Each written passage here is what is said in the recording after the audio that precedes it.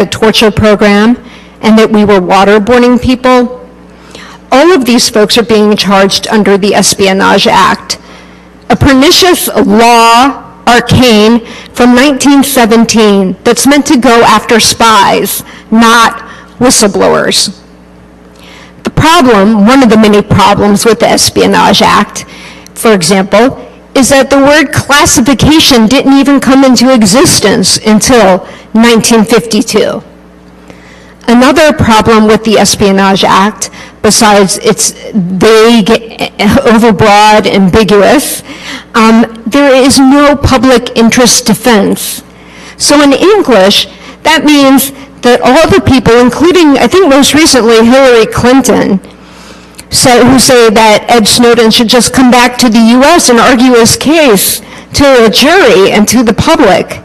He can't do that under the Espionage Act. There is no public interest defense, no First Amendment defense, no whistleblower defense. You can't say that you were disclosing information for good motives, to give it back to the American people from whom it was being kept in secret without their knowledge. It didn't matter whether you had sold secrets to an enemy for profit. It simply didn't matter and does not matter what your motive is at all. So there really is not this romanticized view of a trial that we see in TV and the movies that I think most of us hold, where you can just tell it all to a jury and somehow justice will prevail. If the court-martial of Chelsea is any example, justice will not prevail. Part of the Espionage Act is this more overarching war on whistleblowers. President Obama has prosecuted more people under the Espionage Act than any previous president. In fact, he's prosecuted more people under the Espionage Act than all presidents combined for whistleblower type activity. I think we're on number 8 right now. And I'm glad to be able to have had and to have a role in those cases, but I would much rather be doing bread and butter employment law. That retaliation is bad enough. People often ask about the war on whistleblowers and why Obama is doing this. And I think initially it was to kowtow to the national security and intelligence establishments, which saw him as weak coming into office. But I really have said all along, since 2010, that this is a backdoor war on journalists, and more broadly, a way to create an official Secrets Act, which we've managed to live without for more than 200 years in this country. The war on journalists we can see playing out.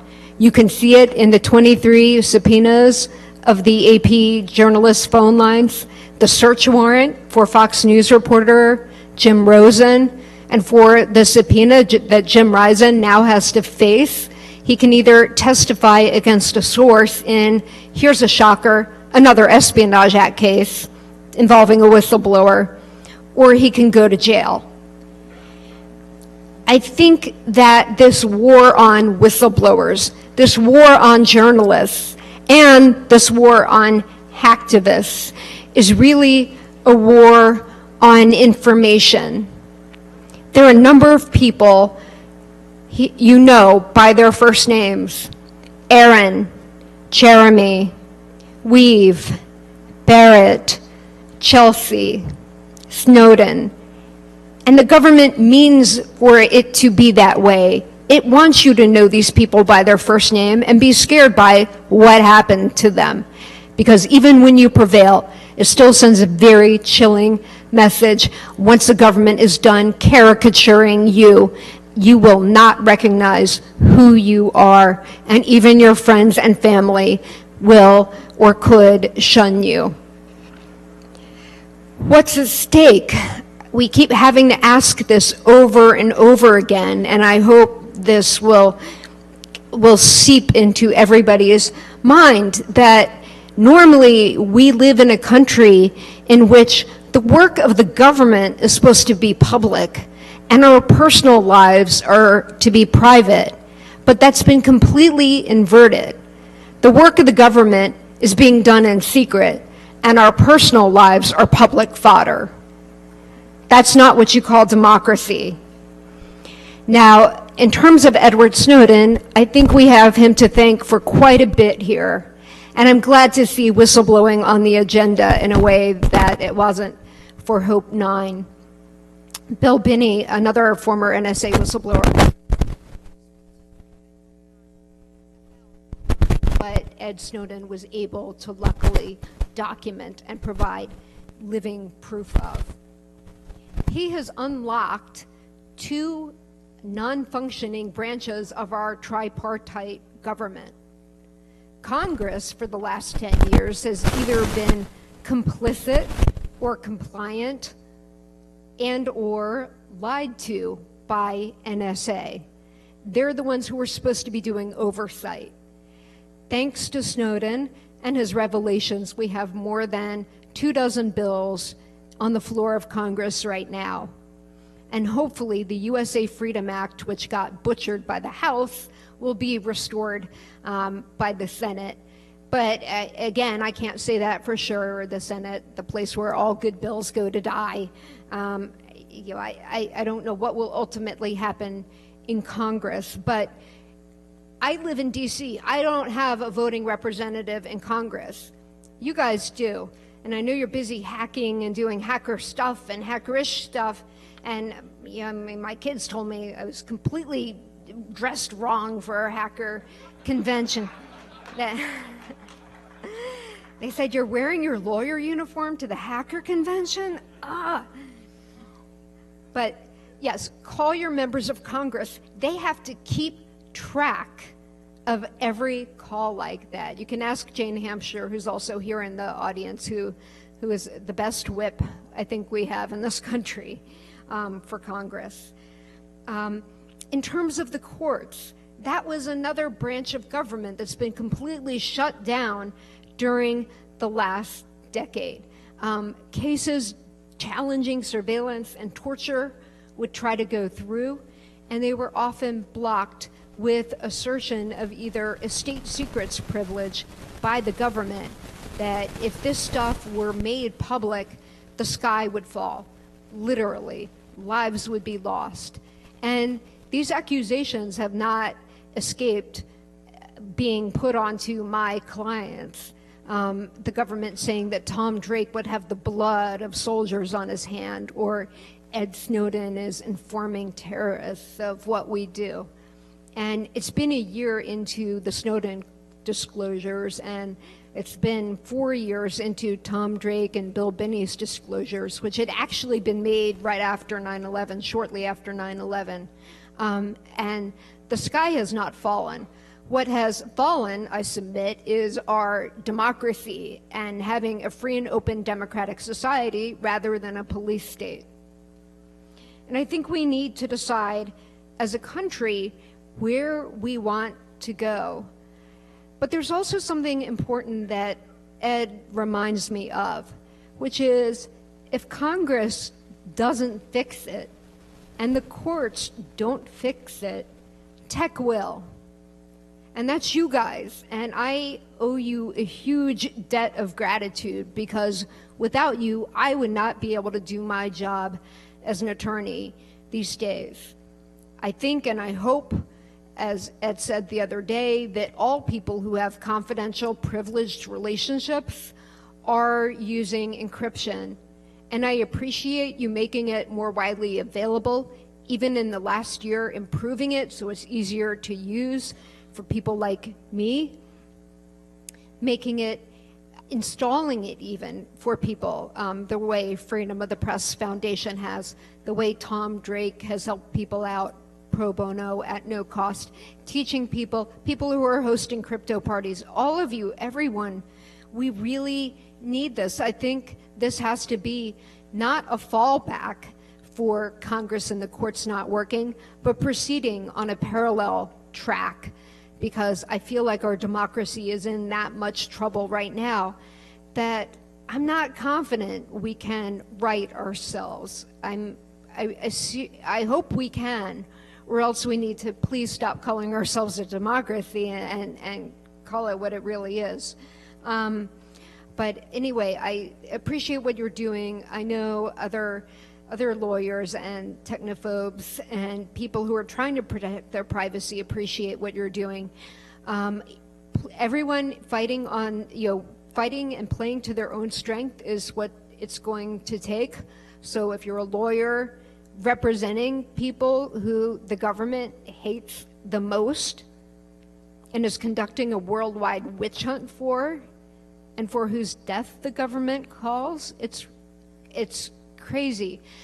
If you're a journalist, write about this stuff. If you're an artist, do art about this. And if you're a hacker, keep hacking. Thank you.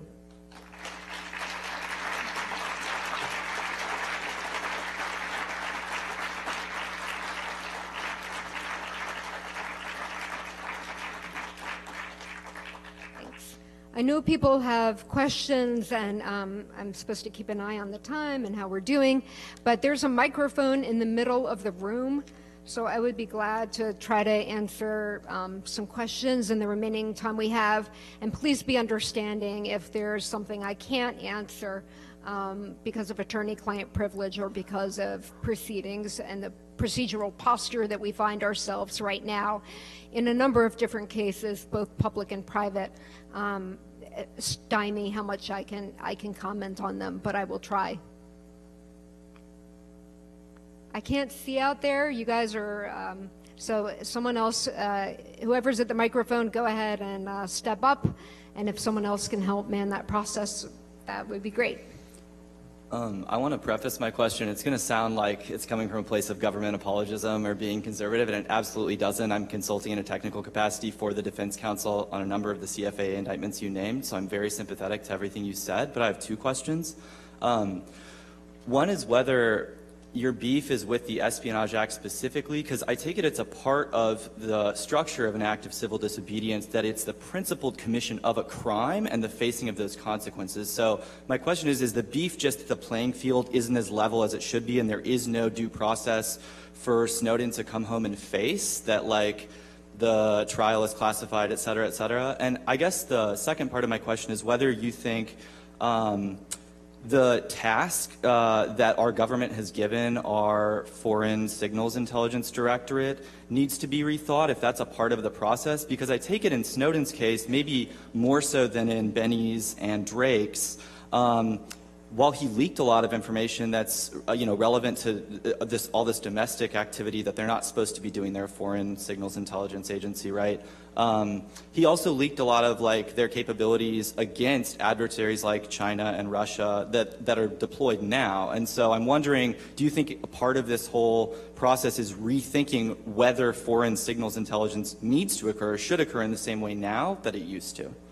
Okay, well, for your first question, yes, I have a beef with the Espionage Act, but I have a problem with the Computer Fraud Abuse Act. I have a problem with CISPA. I have a problem with any laws that are being abused to go after whistleblowers, journalists, hacktivists, and people who are revealing information that exposes the government's ineptitude, incompetence, or you're really in trouble if you reveal its illegality. So my beef with the Espionage Act is to the extent that it's being twisted and used as a bludgeon against whistleblowers. In terms of the task of SIGINT, yeah, I'm in charge of changing that, because the way it works right now, it is not effective in stopping terrorism, and it's probably illegal.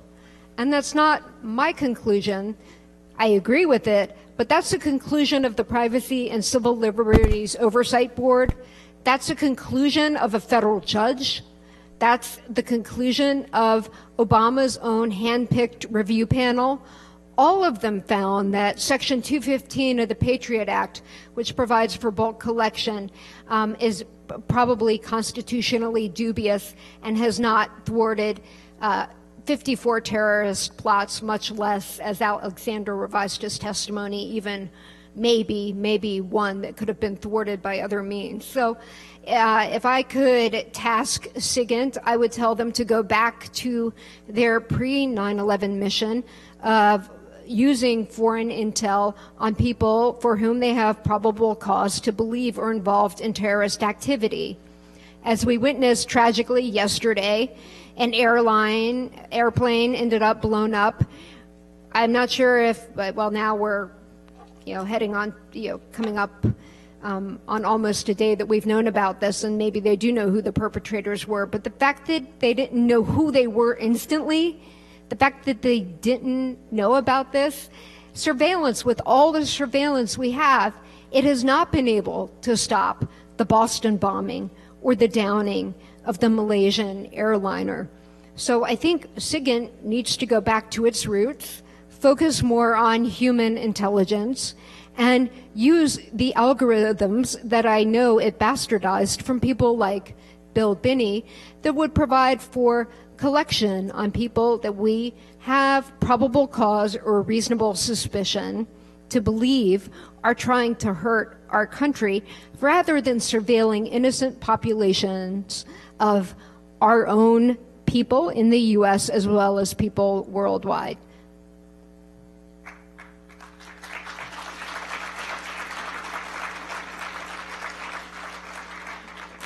Jesselyn, thank you very, very much for everything you've done and continue to do about whistleblowers. And I'd just like to remind everybody that encryption is great, but not if there's some sort of key logging device on your PC or whatever, and that's become an increasing problem.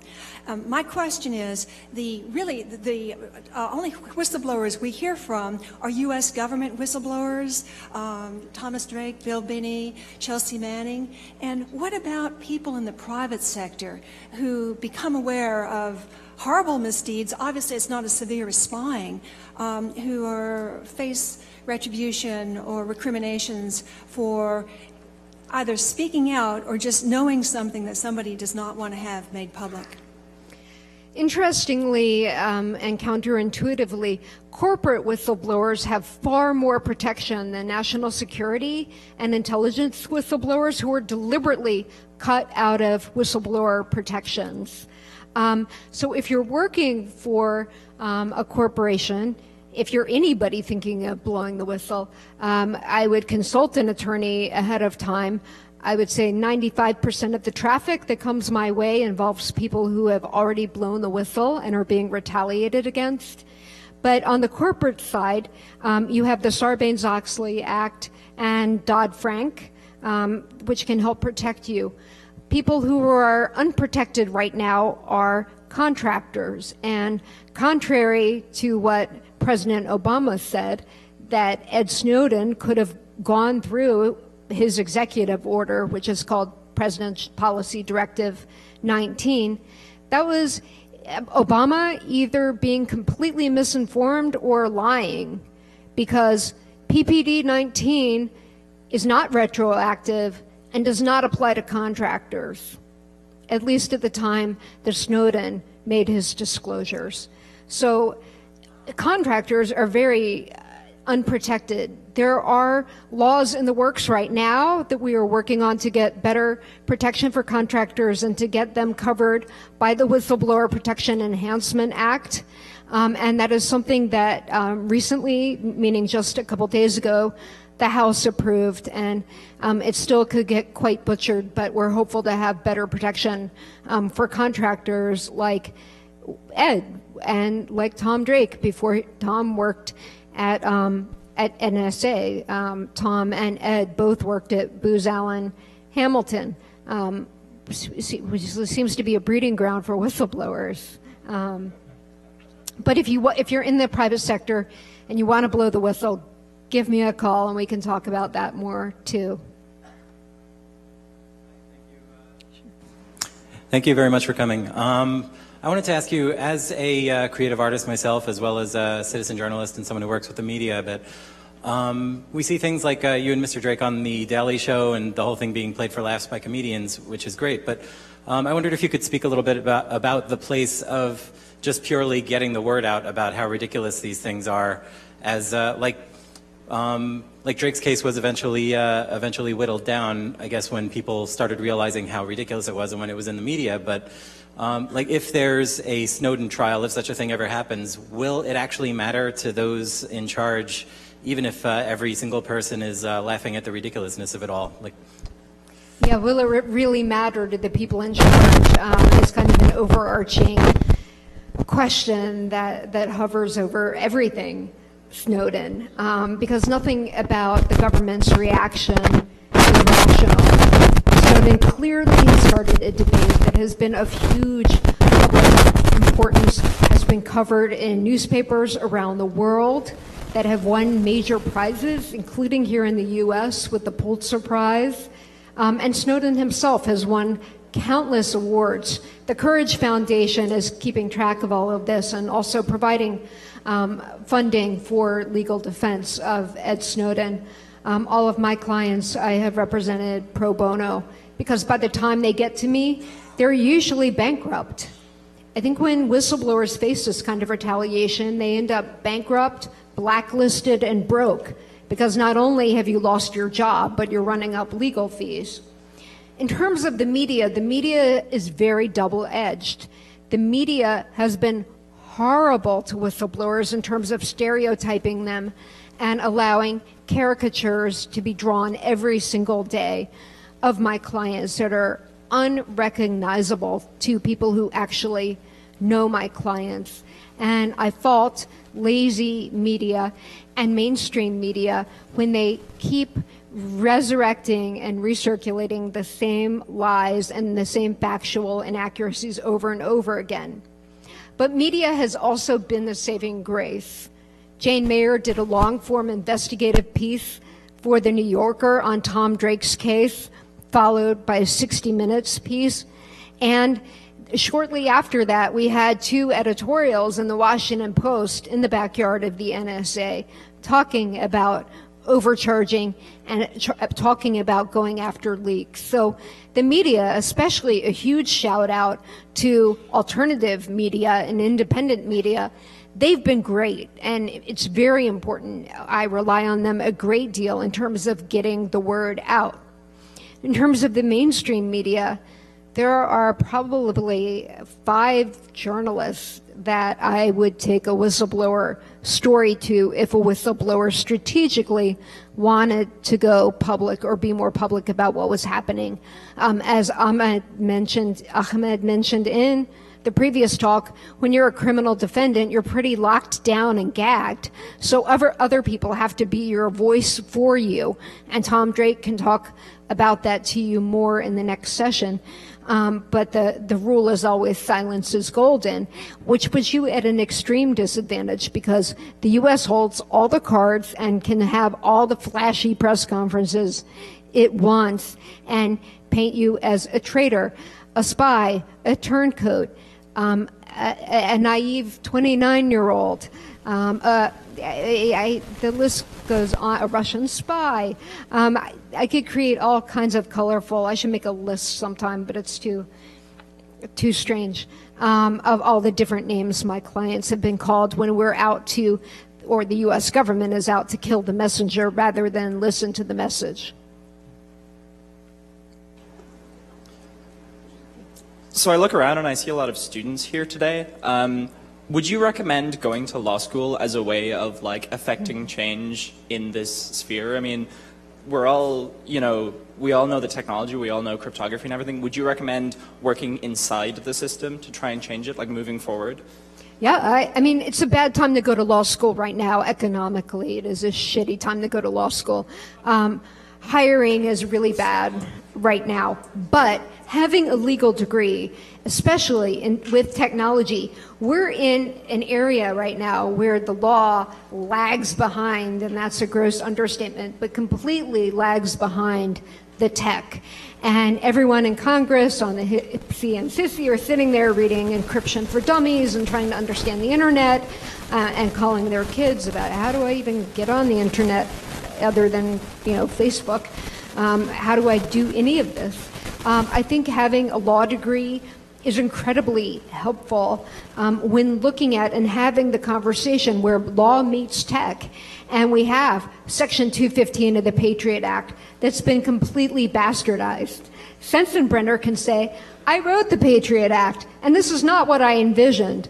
But lawyers can detail the problems legally with it, how mass bulk surveillance completely circumvents the Fourth Amendment, that you need to have probable cause. I mean, strangely, luckily, I'm hopeful, the Supreme Court just ruled unanimously, how often does that happen, in a case that during a traffic stop, the government cannot search your phone. Well, I think that's pretty huge because it telegraphs, I think, that if they can't search your cell phone on a traffic stop without getting a probable cause warrant, then they sure as shit can't be mass surveilling everything you do on your phone and on the internet and on, every day to the tune of billions and trillions of times. So I do think a law degree helps. I know it's a bad time in the economy, but we're definitely at an intersection where there's almost a failure to understand. There are people speaking different languages in terms of legalese and tech. And the more people we have who understand both sides, the better. All right, thank you. Thanks.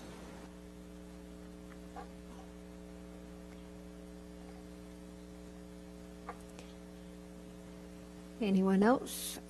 I can't see folks out there that well. It's all mine. Okay, I need to talk more. Please support the Government Accountability Project. I know you have probably never heard of us, but we've been representing Tom Drake and Bill Binney and Kirk Wiebe and Ed Loomis. Now, Tom's going to talk to you right after me. And Bill, many of you probably know of Bill Binney, one of the leading crypto mathematicians in the NSA.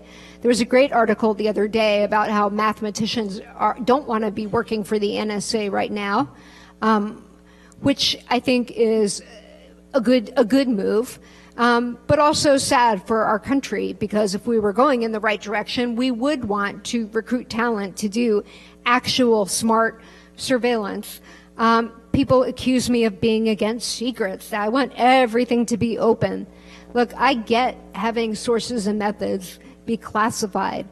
I don't want troop movements to be public. I don't want covert identities of undercover agents necessarily to be public unless they're completely breaking the law, as another speaker will talk to you about the unmasking of Alfreda Bukowski, whose name I said it out loud. I think under the Espionage Act, I could technically be prosecuted for that.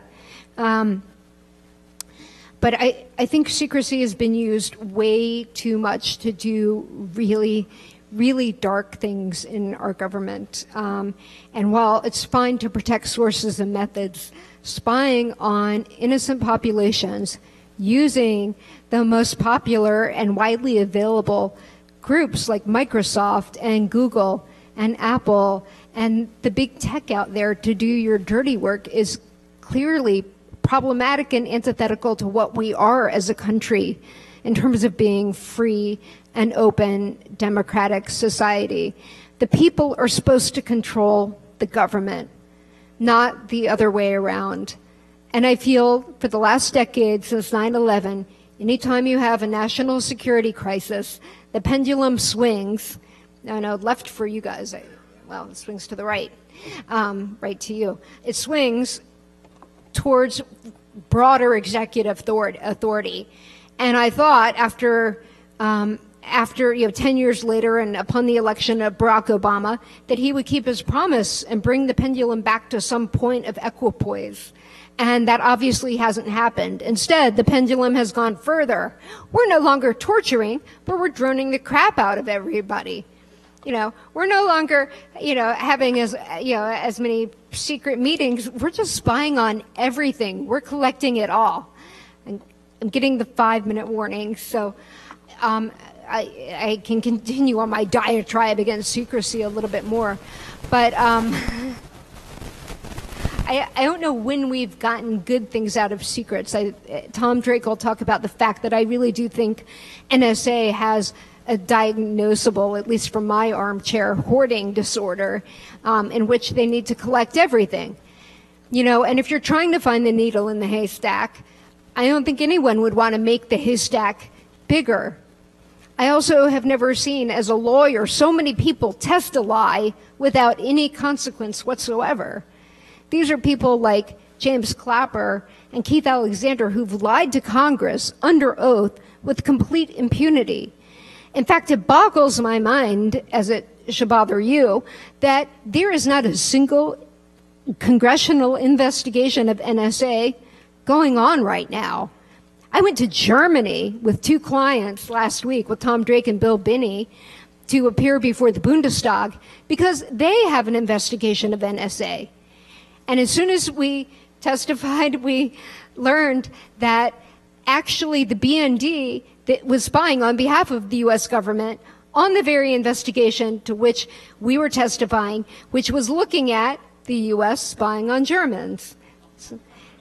I mean, it's got to stop at some point. We're in theater of the absurd right now, and I really do think the work that each and every one of you is doing is really helping to put the nail in the coffin of the surveillance state. And I encourage you to keep doing it. Please be in touch with me. Please be patient with me and other people in the legal field who lack the breadth and depth of understanding that you do. And thank you for trying to help us do what, unfortunately, we have to do right now to do our jobs effectively. So unless there's any, I see a few other people now at the mic. So I think we have like one more minute, 2 more minutes. Okay. First, thanks for taking an unpopular position with a lot of people by defending Thomas Drake and others. It's important to add friction to that system because it adds cost, and that tends to self-balance the system. Third, I'm not American, and I don't understand how executive laws can get passed sort of around the standard legal system. Could you take a moment to explain that? Or is that a really long one? There have been interpretations of laws made by an office called the Office of Legal Counsel, which has absolutely no accountability to you all or any of the people in the U.S. Secret interpretations of law that started with Bush having signing statements, which basically said, we don't have to follow the law. I'm going to sign this bill into law, but we don't have to follow it. So that's how we ended up with secret interpretations of the law that I think would not survive before an actual federal court. An Article III federal court, a real federal court, not the FISA court. Not a court of people who rubber stamp every single thing the government wants to do, who hear only from the government, and who have denied maybe a handful of petitions out of the thousands that they've gone over the years. Next question. Since there's only 30 seconds left, all right. So thank you so much. There's I'll get right to it. There's a little bit of an undercurrent of it's for some of the whistleblowing and for some of the legal discourse around it, of it's okay as long as it was foreigners, not U.S. citizens, it's unconstitutional. Could you talk very briefly about international law and transnational legal strategies for fighting the expansion of the surveillance state? Yeah. International law is great. Violating privacy is a human rights violation.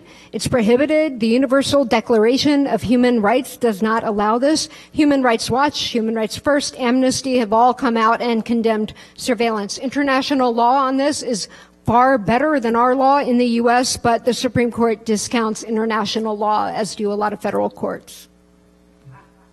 There we go.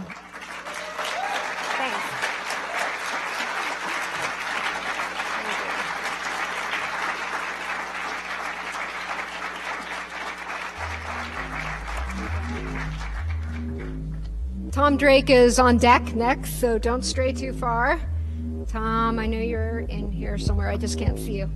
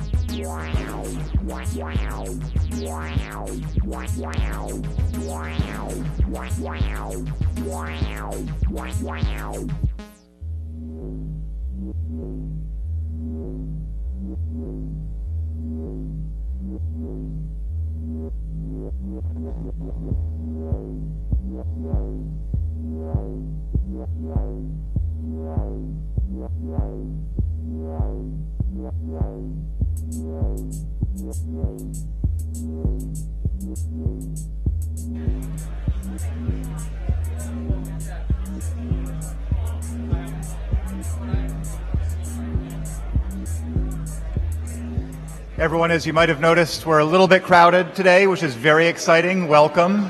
And we need to remind you to please keep the aisles clear. You might have noticed we have fire guards on site.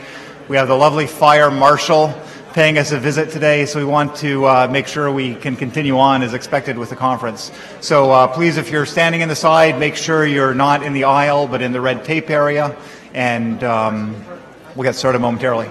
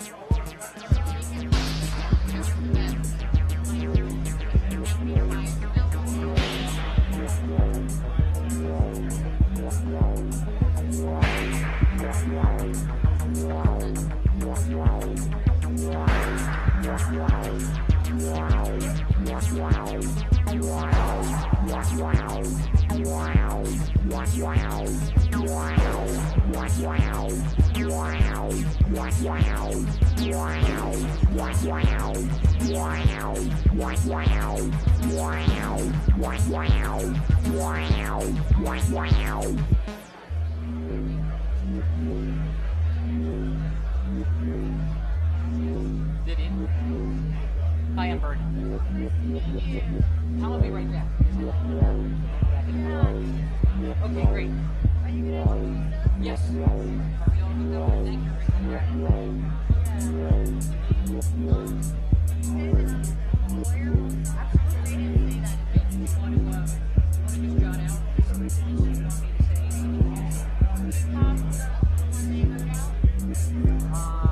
Yes, I do have that. It's kind of the intro. I mean, I have the whole description, but I don't want to read the description. Right? Yes. What's up?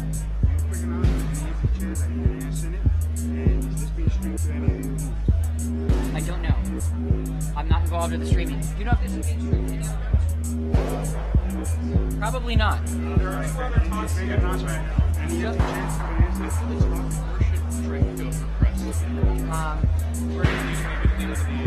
I think the end of the hallway is the quietest place. Okay, we'll do that. Sounds good. What were you saying about asses and chairs? Asses and chairs. That's all we can do. All we can do, you want to ask Ruby if he wants to open the gate? That's a good idea. Okay, good. Frank! Yeah, right. He says they're going to open up the divider for the lounge area, okay?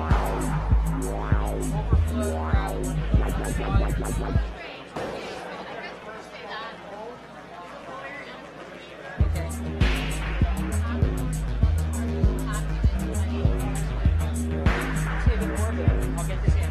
Thank you.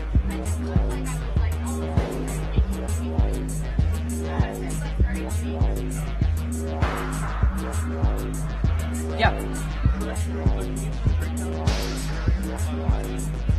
Okay, let's do that. Okay.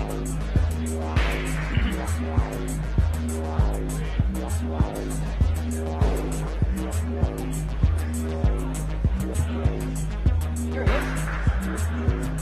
Sorry, I conflated the two talks.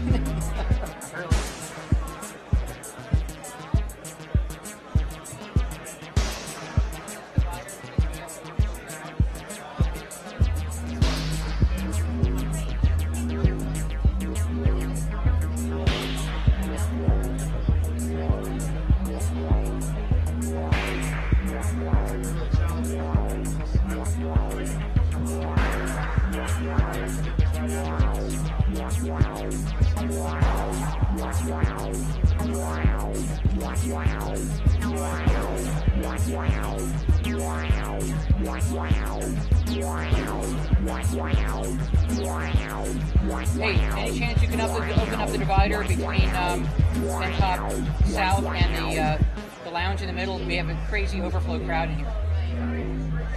Thank you. Oh, you're doing it. Thank you. Yes, he's back, ready to go. Thanks.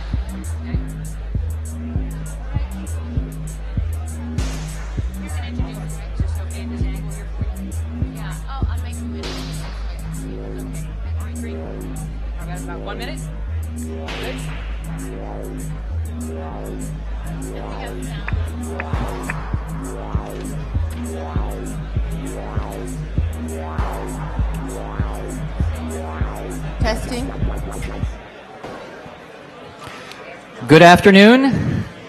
This is one of the talks you've all been waiting for. Can we have some...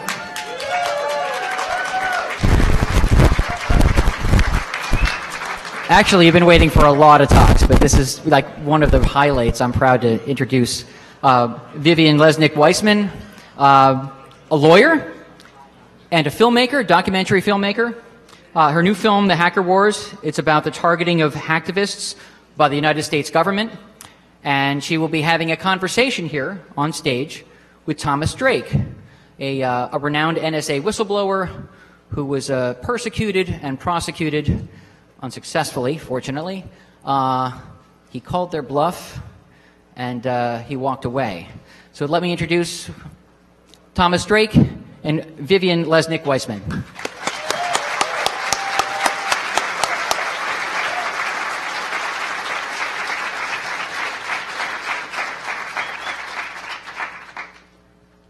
Tom has been very generous with his time. I've interviewed him for many, many hours. I'm very honored to be on stage with him.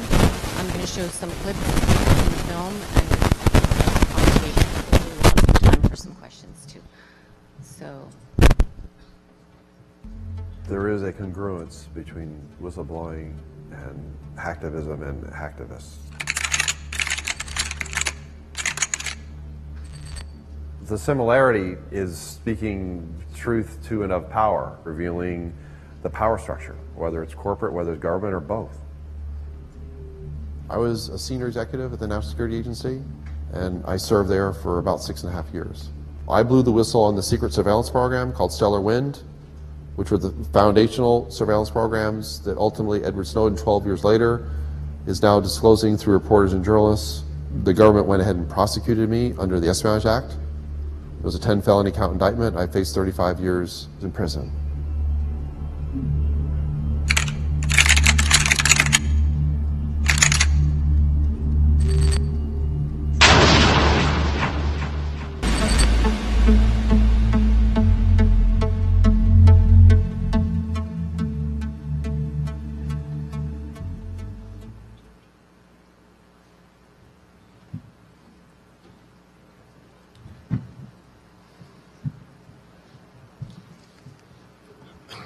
So Thomas, can you tell us what it was that you learned at the NSA?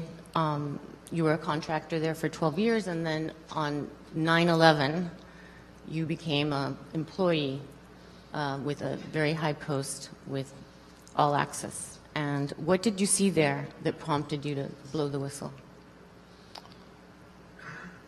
As a government employee, you take an oath to support and defend the Constitution. It's important to say that, the idea of how to govern ourselves. And for all its faults and foibles, it was a grand experiment that was launched in the late 18th century in this country after a violent revolution and against the British Crown. And that oath is simply to support and defend it. It's not an oath to secrecy. It's not an oath to the president. It's not an oath to NSA. It's an oath to the Constitution.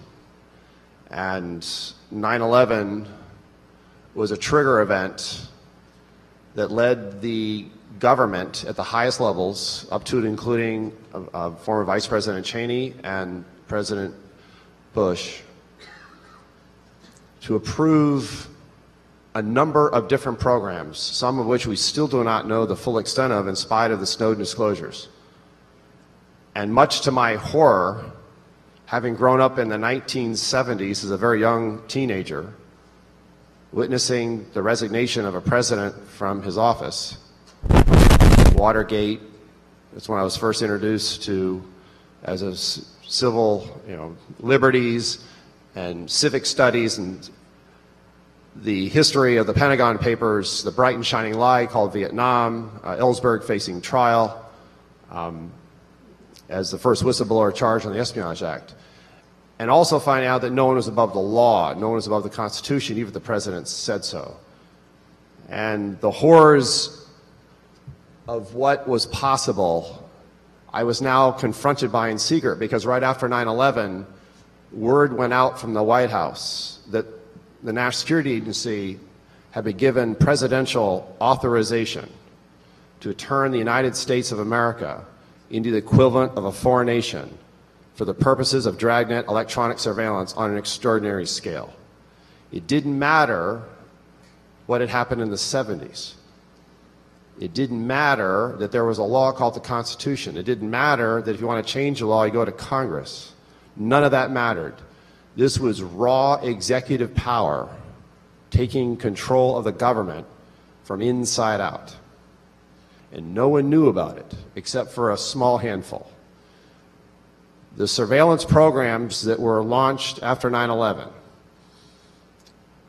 are still considered secret by the US government. And those surveillance programs were designed specifically to collect as much information as possible, no matter what its source. And I was confronted by the dark abyss of the Pandora's box opened up, staring into the past and now the future. And I knew that these decisions would have enormous consequences. You could not unleash a military intelligence agency that was signed by the stroke of a pen in the deepest of secrecy in 1952, not created by any congressional legislation, headed by a military general, reporting directly in terms of the chain of command to the president as commander-in-chief, and take all that power and turn it on its own country without something giving.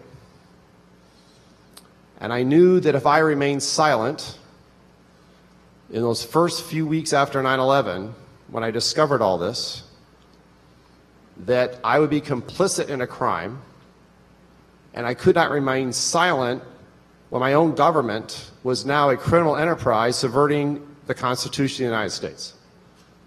And so I made a choice within the system over a number of years. Some have questioned me, and having continued to remain within the system all those years, to fight them with everything I knew that was available to me in terms of bringing this to light. And it turned out that that was a long and arduous story, which we will probably get into a little bit. But here I was facing the reality, the stark reality, that our own government had, the wheels had come off our own government. And not only were we, had the wheels come off, we were in an entirely different vehicle, an anathema form of government. And as I've told Ellsberg and others, what I was confronted by was the United States was operating under emergency decree, the equivalent of martial law. I'm going to use really strong language during this hour here. I really am, because I'm afraid that most people still don't get it. I really am. And it's not just the government, but it's also a huge sector of American corporate environment and the corporate economy. We're going to talk about that, because there's our very sovereignty, is not just as a nation, but as individuals, is at stake.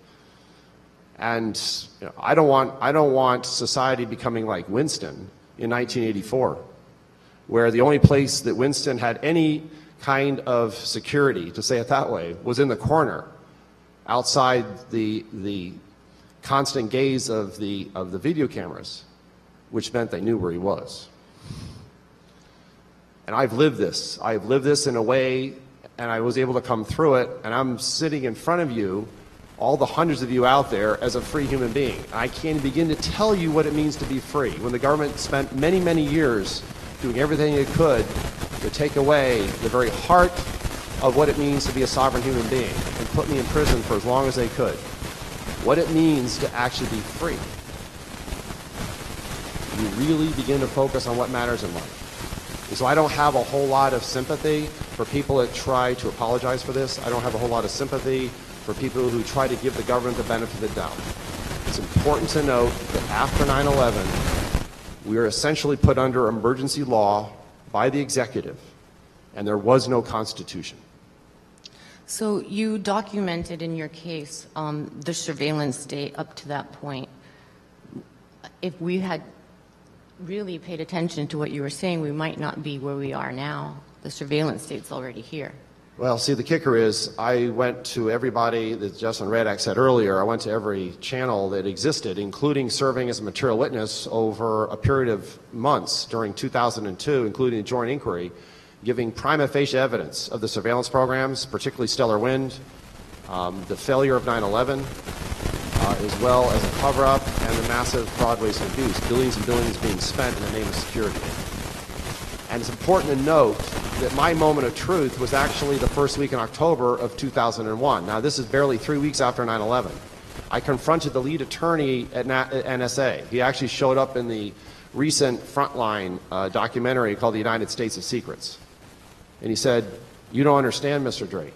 This is after he acknowledged that the White House had approved what they called the program, the President's Surveillance Program. It was always called the program. So you understand, we just need the data. We just need the data. And see, when he said that, I was thrown back to a period in my other life, my other day job, when I was a crypto linguist flying on RC-135s during the Cold War in the European theater. And what country did I become an expert in? What country did I spend many, many years listening in on their communications? East Germany. It was just a very surreal moment, because now I'm realizing that on a far vaster scale that my own government is now deciding that in the interest of national security, we're just going to collect it all. We need to know everything there is to know about anybody at any time, anywhere. And we have the platform to do it. That's what's called internet. And all the telephone systems. To what end? To what end is the security surveillance state? It's ultimately about social control. Let no one be naive to believe that somehow there's a morality in collecting all this information and it won't be used for other purposes. And that's precisely what the government is doing. And if anyone stands up to the power structure like a hacktivist or a whistleblower, they don't just indict you, they try to destroy you. This is what they tried to do to you. Yeah, what does it mean to have your life destroyed? Okay, just imagine each of you as sovereign human beings coming under the purview of the government as a person of interest and then becoming a target of the government. The government has decided that you're an enemy of the state. And imagine that they have the highest power microscope, a digital microscope, and they spend 4 years drilling down into your life. Everything there is to know about you. What will they find out? And how could they use it against you? How could they manipulate facts, let's say facts about your life? Especially when they want to punish you, especially when they want to put you away, as I was. See, I faced a certain reality when the original chief prosecutor came to me in April 2008, before I actually resigned from NSA. And he said, "Mr. Drake, how would you like to spend the rest of your life in prison unless you cooperate with our investigation?" This is how far the government was willing to go to protect national secrets. There was no way they were going to let someone like me and others, but at that time I was the target of their multi-year, multi-million-dollar investigation in terms of who had leaked information about the Stellar Wind program to the New York Times, James Rise and Eric Lichtblau. And they were hell-bent to punish somebody. I found out from very deep sources within the government that Cheney had issued a direct edict: find and fry the perpetrators. I don't care who they are, make an object lesson of them, burn them. Right. And so when you're on the receiving end of the government, with all the powers they have in terms of surveillance and the FBI, they can make life extraordinarily difficult. And so I was made a person of interest in 2006, and I experienced severe electronic surveillance and physical surveillance. I ultimately had FBI agents tailing me no matter where I went, just to make sure they kept track of me. What can I tell you? I mean, I don't think, and I keep talking about this in public, and every time I tell the story, people start to appreciate what it's like if the government decides to destroy you. It's not, look, I listened in on the East German state. I was very familiar with the Stasi and the police state and what they did to isolate and fragment people's lives, okay? Listening in on the lives of others, literally, where they had the entire telephone system designed for surveillance. That's precisely what's happened in this country. I have another clip, which is 3 hacktivists that were targeted, and they've tried to destroy them as well. And I think that we'll go back and forth between your story and the story of the hacktivists, because I think we've found a lot of analogous situations. Look, you don't speak truth to power. You know, you don't poke the bear in the eye with a stick, right? You don't hold up a mirror and expose government criminality. Government criminality without them reacting to it. And so, yeah, I found myself behind several 8 balls in 2008, and it took them a couple years, and it was the Obama administration, to figure out how to charge me under the Espionage Act.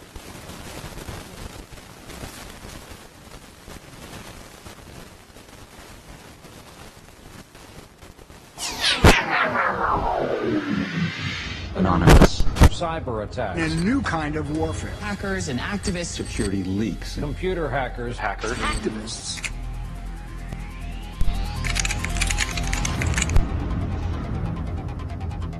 Anonymous has struck again with a warning. This is just the beginning. Anonymous is a collective known for recent attacks on government and corporate websites. The internet is a powerful new medium where just a handful of people in small groups, just by shifting data around in the right directions, can make big changes and big damage. The more you said, the more frightening it was. The Pentagon is now singling out Anonymous as an example of the serious new cyber threats facing the country. The fundamental unit here is information warfare. We're gaining back the freedoms that the forefathers assured us through technology, and we can't allow these freedoms to be taken away. I will put my body on the altar of liberty again and again and again.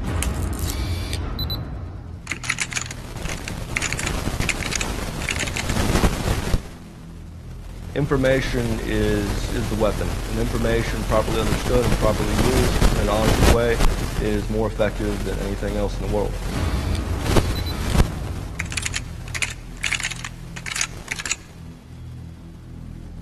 If you've got your eye on Boeing, yeah, please go for it. I'd like to see those fuckers go down. Download the code, modify the code just a bit, bombard the Pentagon. You're either with us or you're against us.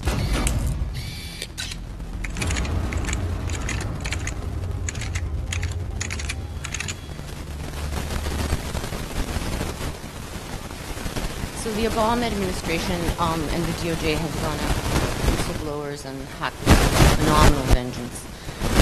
We're not going to talk too much about Barrett Brown because there was a panel earlier and there'll be another one tomorrow, so we're going to focus a little bit more on both Weed and Hammond. But in general, the whistleblower and the hacktivists from the outside, the whistleblower from the inside, they share many traits. And can you expand on that?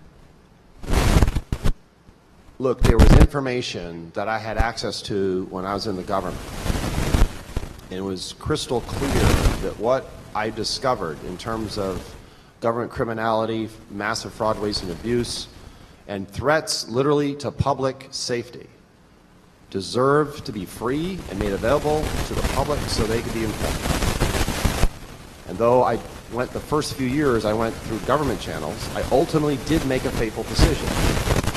In very early 2006, I went to a Baltimore Sun reporter with what I knew. But I knew that by going to this reporter, particularly with this leak investigation going on, that I would not only jeopardize my job, but I could find myself on a really short end of a stick and being charged with far worse. I actually knew that. And yet, it was not about me, it was about what was in the greater interest for the public and what was at stake. And so that was a choice I made. I mean, that was, you know, we all have moral agency, and I chose to exercise that moral agency. One of the mottos that I continue to live by is you question everything, but especially authority. There's this weird thing now, this pathological transformation of government of, for, and by the people into simply we're the authority. And because we're the authority and we have the power, you dare question us, we're going to make sure you remain silent, or we're going to make it so difficult that we're going to send the most chilling a message to anybody else who would dare question us. And that's precisely what's happening in this country. And these are strategic decisions that the government is making in all of these cases. They want to set an example for others. They also want to control the narrative, and whistleblowers and hacktivists are the narrative escapes from them. They can't control. And also the courageous ones, the truth tellers, whether they're hacktivists or whistleblowers, you're willing to go to prison. That's a very rare, and it really breaks down the whole security system, because that's a sea change. People don't want to go to prison. They're just human and they want to live their lives with their families. But you and the hacktivists and the ones in my film all say, well, we knew we were going to prison.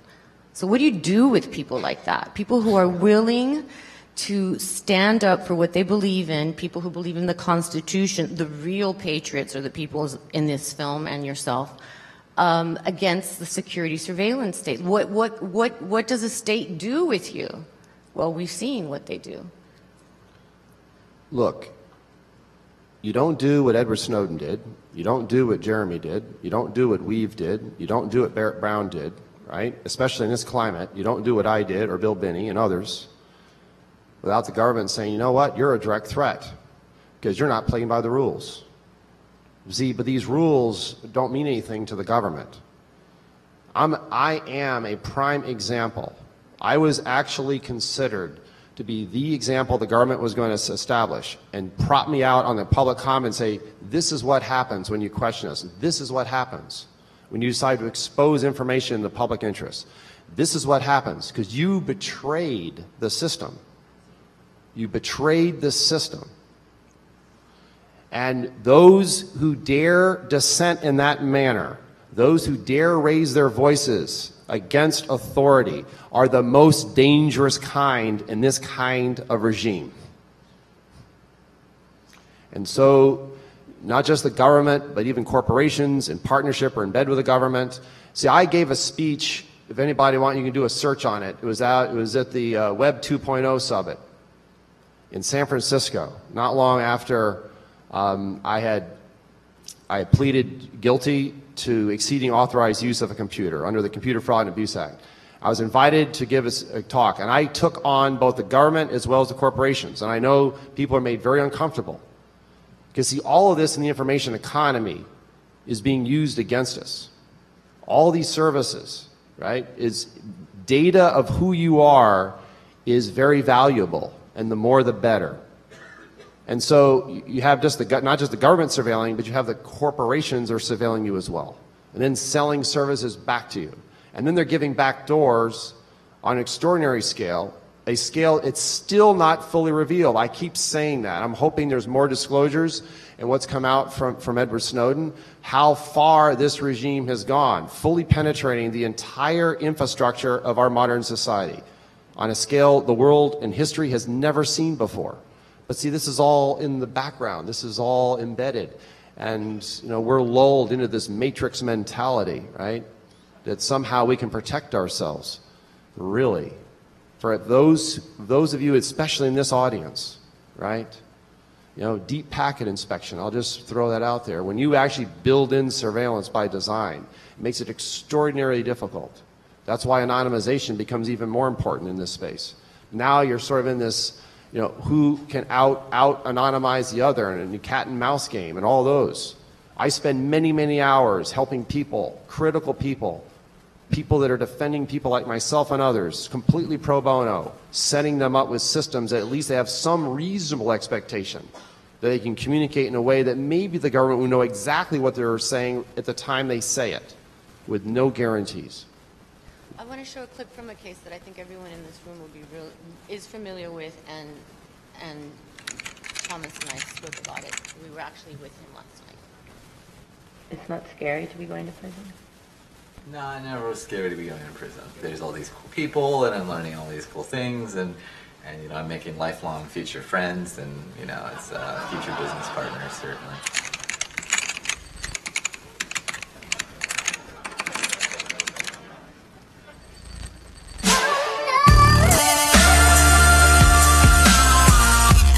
embarrassing people. I enjoy it. It's viscerally fun. He's an instigator. The most lovable little pest on the internet. His ability to make other people so angry is the talent that he has. Little Weave is going to troll the fuck out of Apple and AT&T.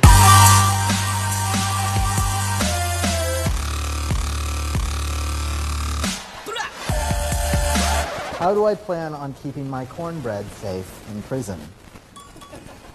I will stab a nigger that dares reach across my plate.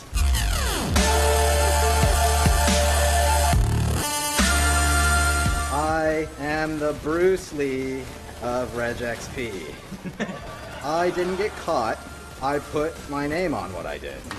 I'm not here to play nice with AT&T. I'm here to comment and criticize. There was a URL on an AT&T web server with a number at the end. And if you had added 1 to this number, like you could have typed it in the iPad web browser over and over again, you would see the next iPad 3G user email address.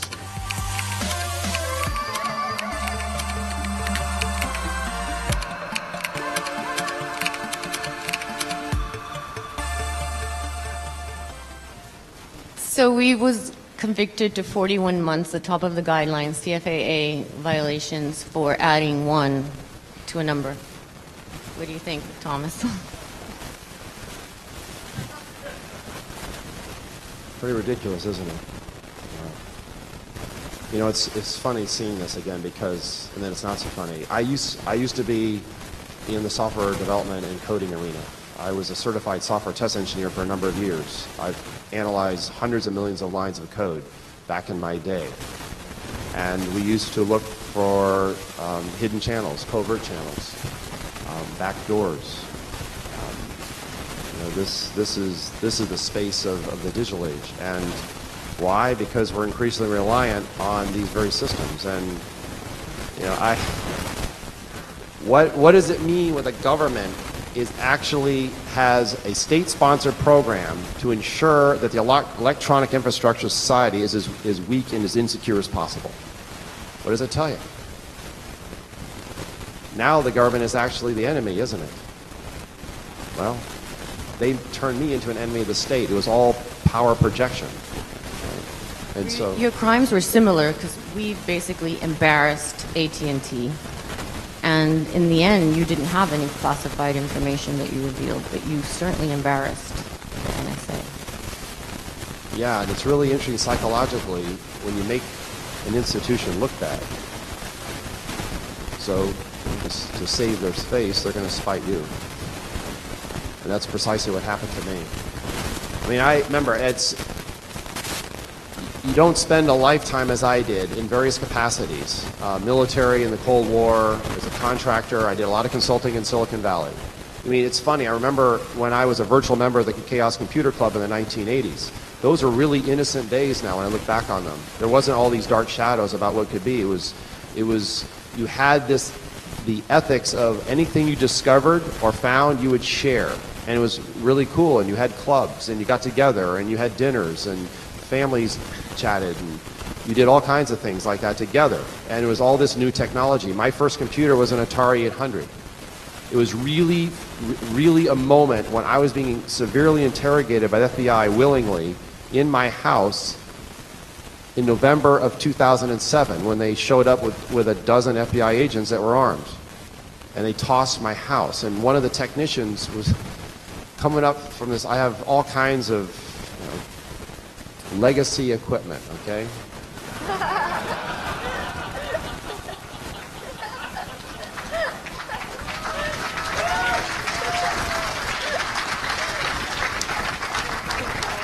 So it was really funny because I'm seeing 300 baud acoustic modems being confiscated by the FBI, and I had this highly modified. I used to be, I'm gonna reveal myself here and come out of the hacker closet in part. I used to do hardware hacking. I mean, that was a big deal. I remember sitting around a kitchen table with a friend, so we're down to our last EEPROM, right? And if we didn't burn it correctly, we'd fry our Atari 810 disk drive, right? All of 90K that it was at the time, right? So he's coming up the stairs with one of my highly modified Atari 8-bit computers, and I looked at him, I said, do you really need that? It was like a museum piece, right? It was like a one-off. There weren't many of these around. And I said, you know, that was an operating system designed in 1978 and 79, 10K operating system. It hasn't been modified for, you know, like 30 years, right? You really need that? And he said, no, I guess not. And he actually went back down the stairs and put it on the shelf.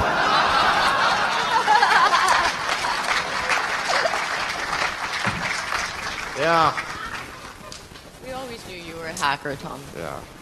At heart, yes. I want to show one more clip, but it's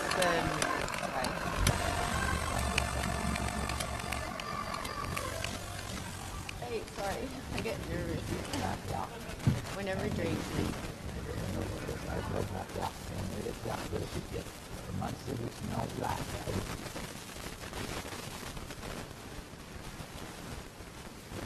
Just know that information is power. If they hold it on you, like they did with me, you know, I just so you know, they manipulated information. I said I was data framed, literally. They had evidence that they claimed was extremely sensitive information. It was very top secret, and that this gravely damaged the national security of the United States. And I knew during my pretrial criminal proceedings, they had doctored it. They had doctored the evidence. Literally modified the header information on the document to make it look like it was classified when it wasn't. That's how far they went. And then when they declassified something, and they said that you should have known that it was actually classified. Yeah, I mean, this is Kafkaesque. I mean, that's right. I should have known that it was classified even when it wasn't, even though they actually had an affidavit from their own people that it was actually unclassified. Can you tell us the infinitely quotable, I do not plea bargain with the truth, when that came about, when you said that, when they offered you a deal? Well, they offered many, many deals. So I was sharing this with Vivian just last night over dinner. And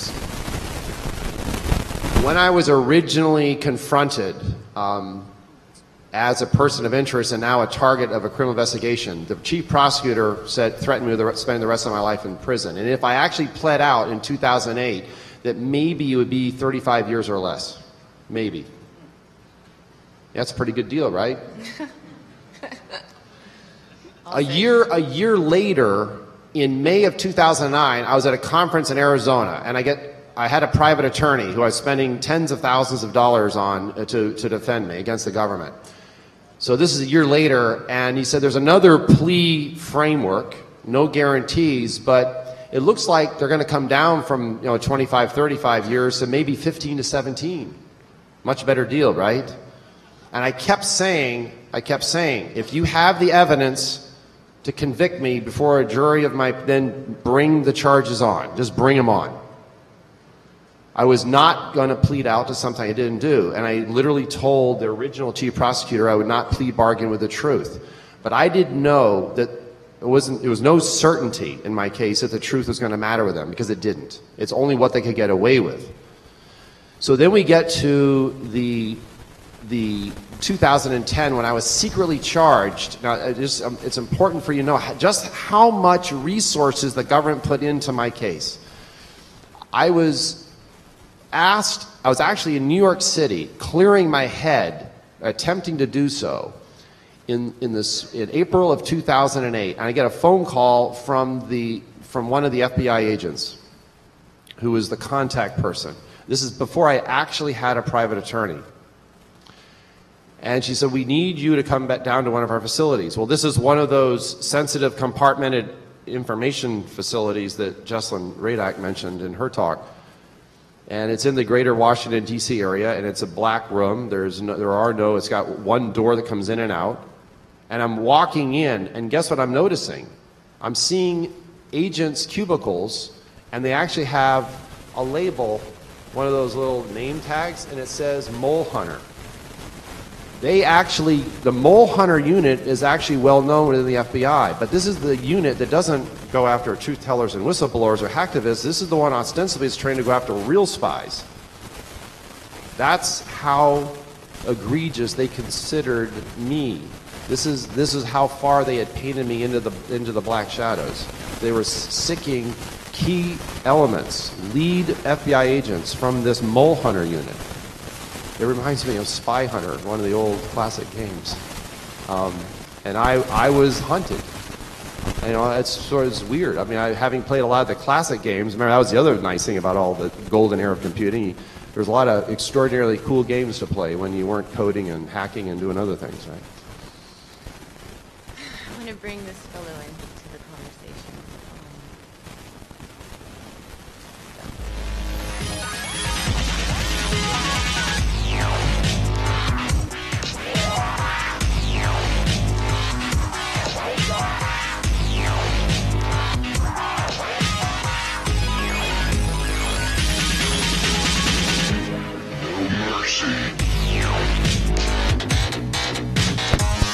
Infamous anonymous hacker Jeremy Hammond, number 1 on the FBI cybercrime list, pled guilty to Christmas hacking spree.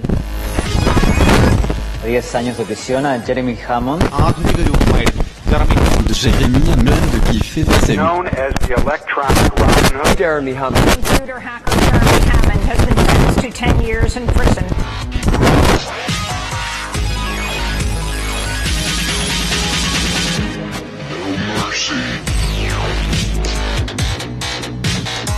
Hammond's actions are acts of civil disobedience. Fundamentally.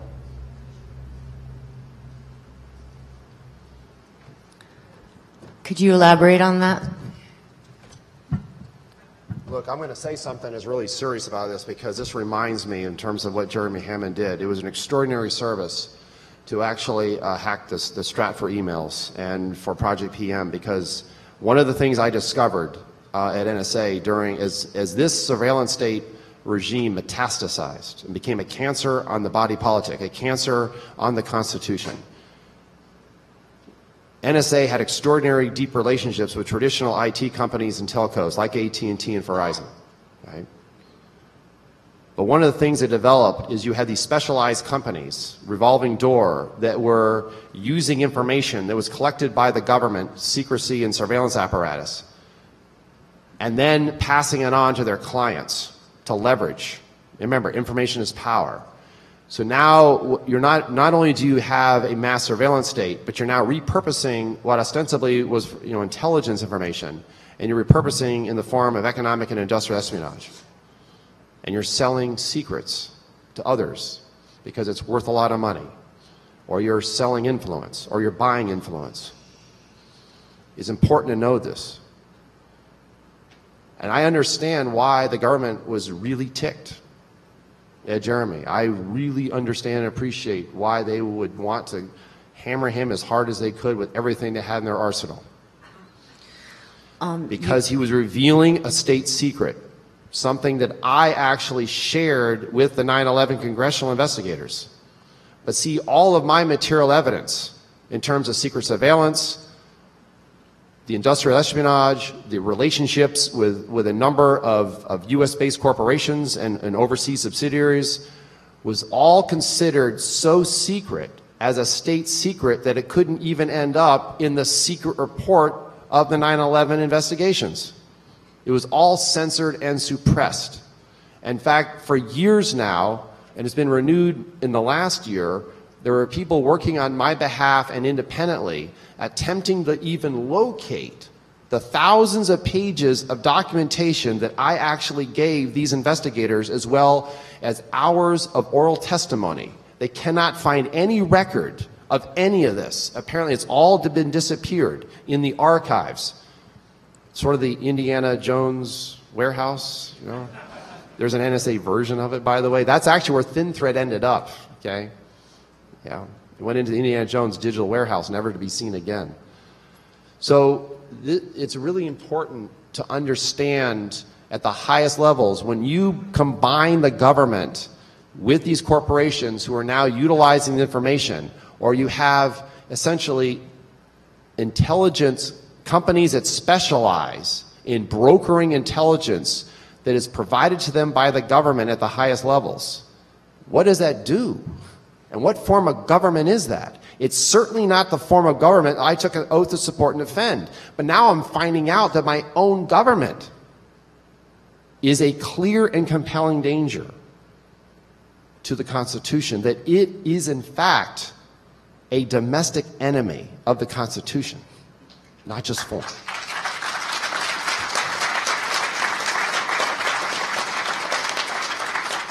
So when the hackers, hacktivists, and the whistleblowers reveal criminality and they break a law, what Jeremy did was a violation of the law. It was illegal, but it was right.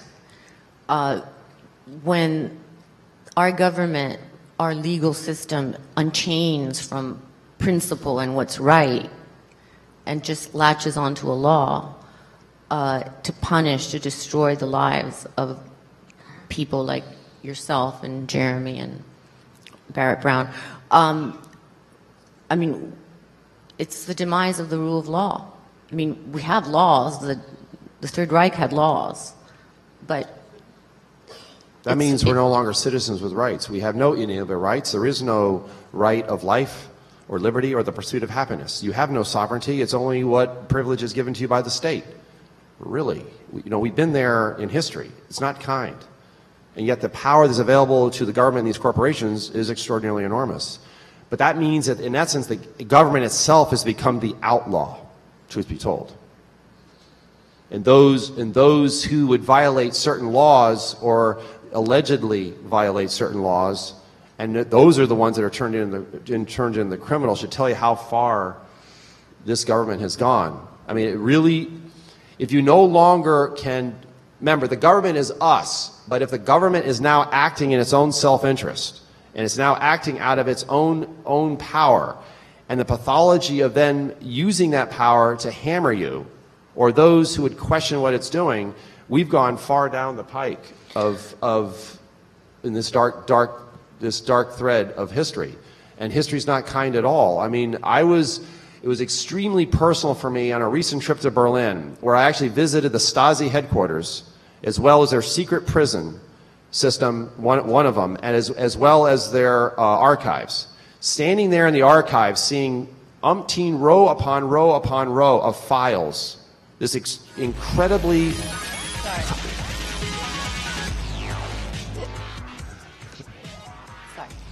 Just reality reminding us what's at stake here. The voice of truth, yeah. Standing there, seeing all of these records of people and this incredibly sophisticated paper-based system, file-based indexing scheme to keep track of as many people as possible and what their affiliation is. They were the protectors. The Stasi were the protectors of the state and the party. Think about what's happening in this country. Who are they protecting? I mean, I don't want to go back. Who are they protecting? I don't want to go back to a Middle Ages where, you have all these, moated communities and the power elites, and everybody else is on the outside with the breadcrumbs. I mean, that's an extraordinary unequal power relationship, and we know what happens in history in terms of what that means. You become a serf. You become a subject of the state, not a citizen of the state. In that first clip that I showed, there was a lot of media hype around Anonymous. The government, the FBI, has moved online in this new theater, and it's very important that there's hype and fear, and it's the same thing that fuels, don't see something, say something. We have to always be in fear, and now we have to be in fear of the hackers because they're going to destroy the world, take down the electronic grid, the power structure, it'll be the end of the world if we don't control the internet, the hackers.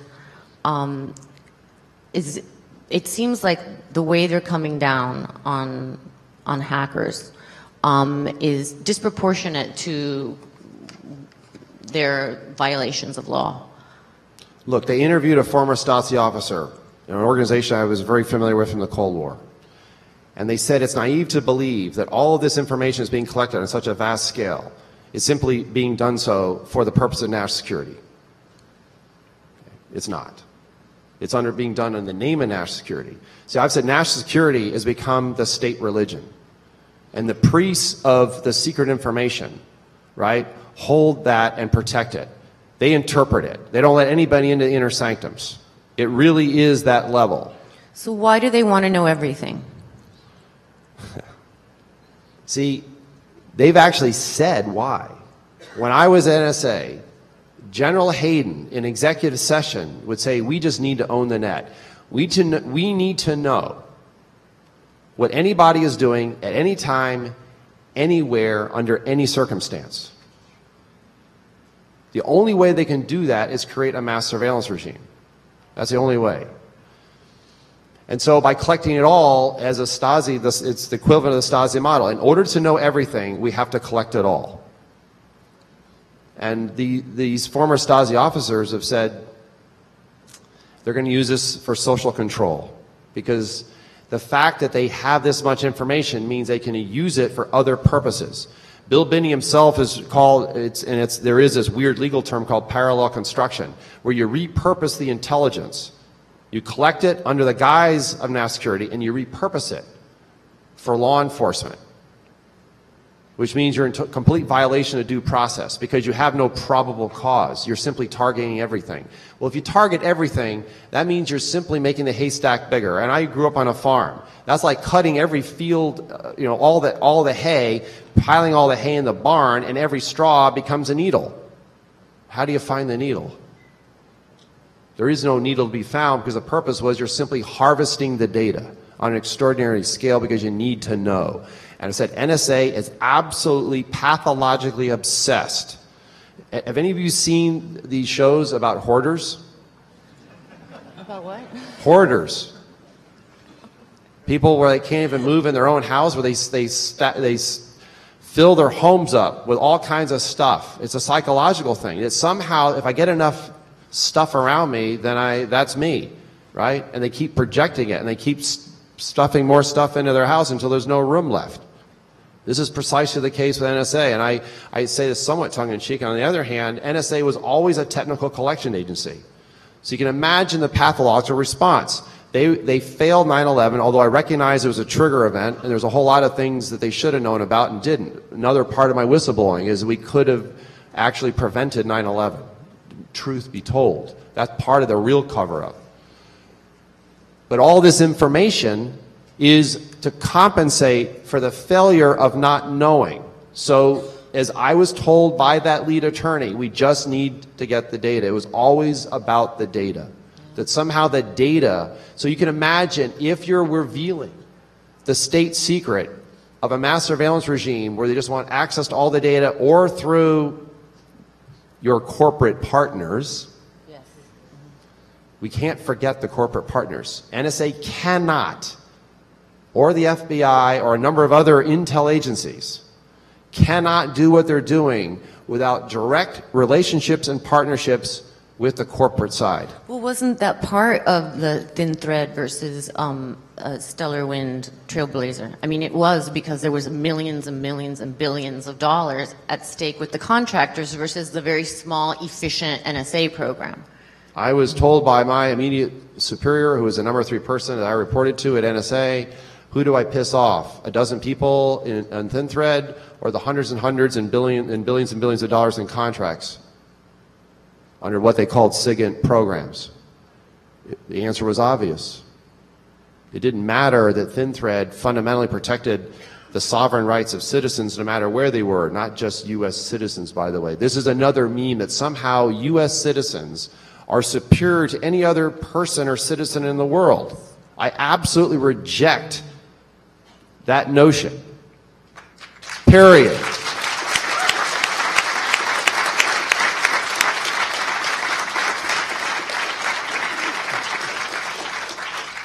There is no special American exceptionalism. It's somehow America is immune from history. It's not. What you're seeing are the entrails of empire, and the last time I checked, all empires end up in the dustbin of history.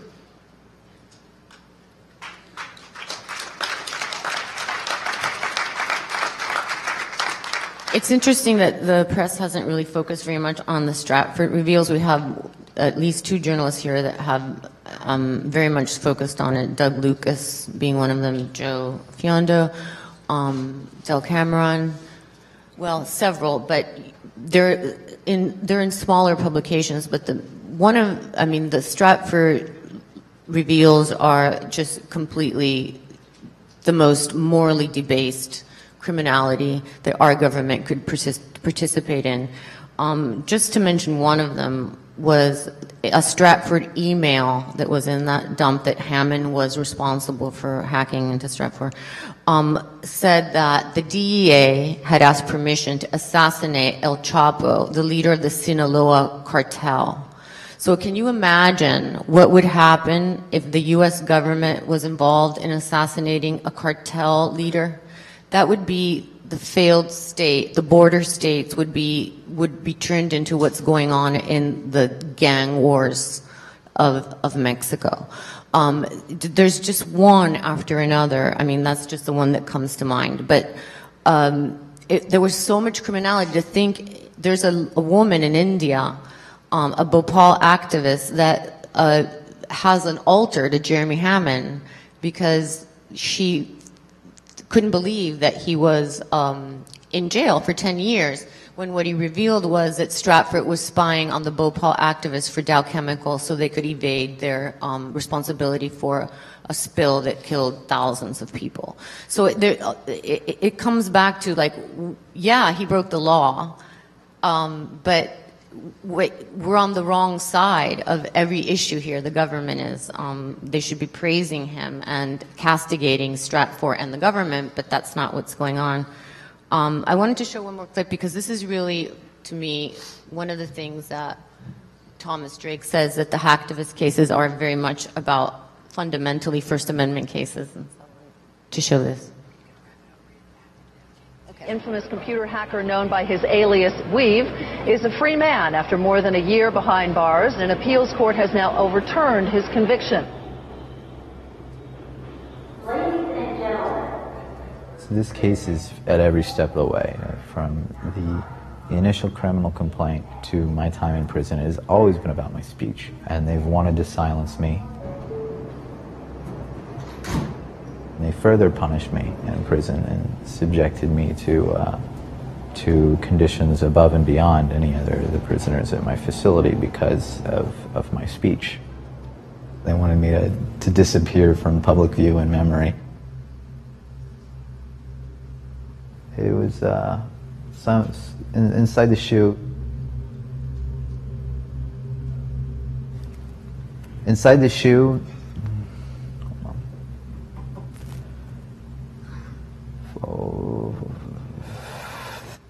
So we've spent 7 months of his 14 months in isolation. The UN has said that U.S. solitary confinement is torture. No one else in his low minimum security facility spent more than several days at a time in the shoe. So they really came down on him. They want to destroy him. They want to destroy these truth tellers, the hacktivists, the people that threaten the status quo. It's the demise of the rule of law, unchained from the Constitution. Thomas? They simply want to extinguish those who would dare question power and authority. Extinguish the very essence of what it means to be a human being. It's why I absolutely will not yield. I will not bend to those who would dare take our sovereignty away, because that's what's at stake. And it's why I've dedicated the rest of my life to defending life, liberty, and the pursuit of happiness, because those are inalienable rights for every single human being across the globe.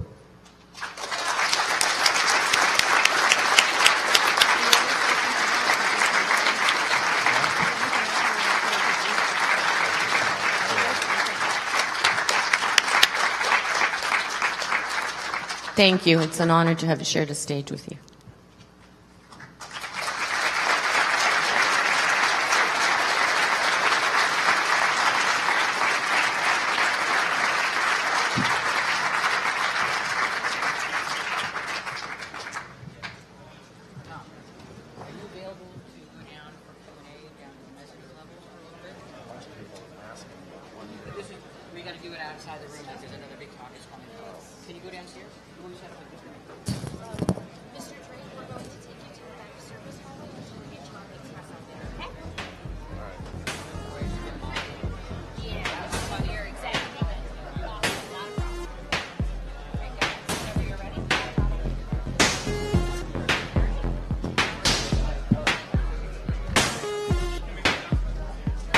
Del, are you here?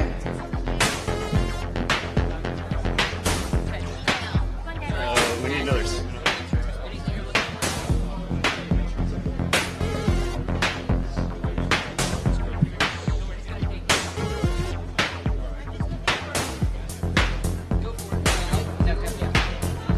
Mike,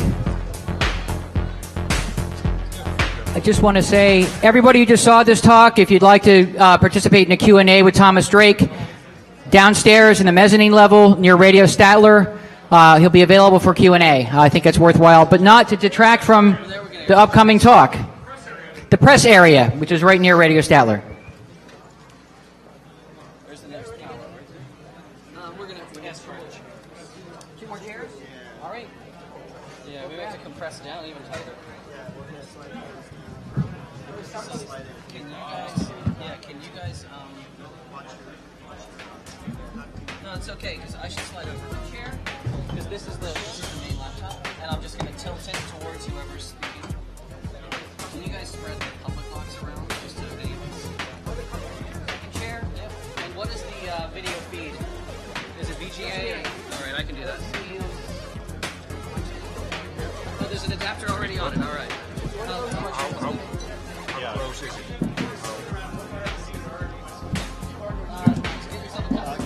Okay.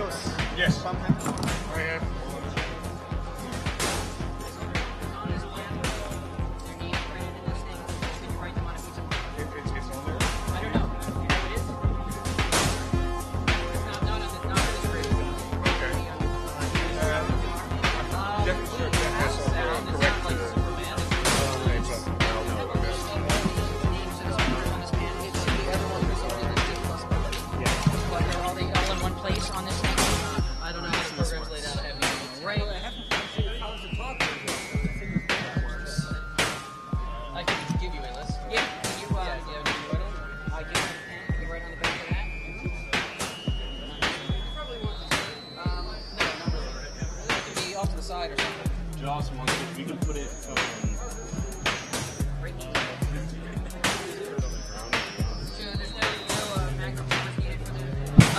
Off to the side or something, or off to either side.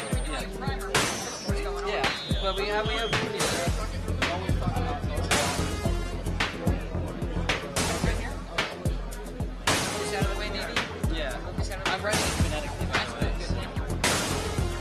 Sorry.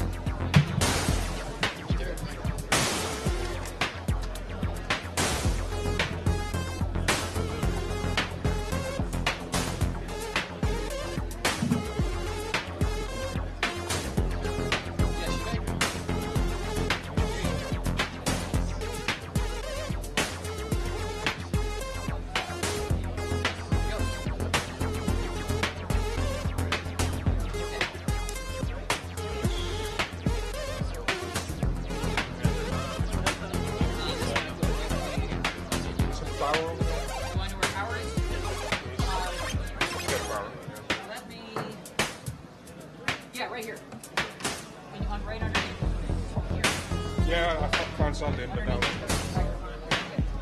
Gotta go behind. Go behind. Gotta go under.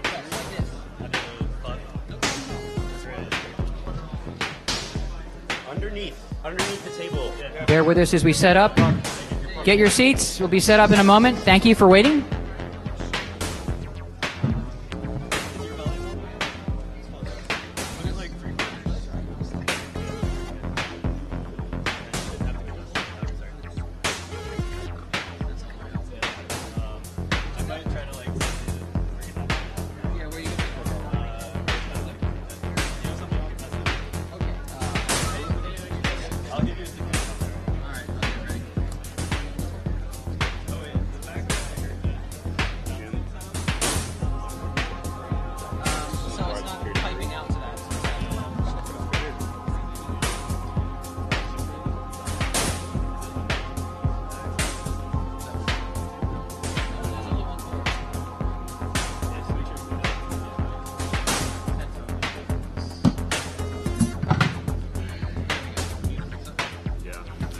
We're setting up a special camera so you can see the locks being picked real up close. Just take another minute.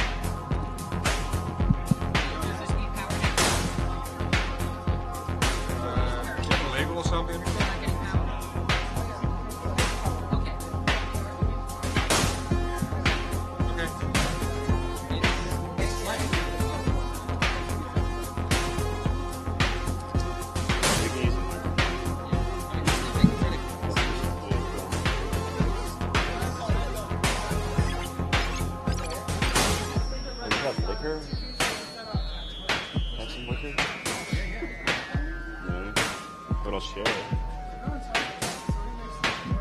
Sound guy, you got anything or no? You good? Can I borrow that? Yeah, that one. This one, no. That's working? It should. So it should be. Well, no, that's not good. So I'm typing out from 1280 by 80.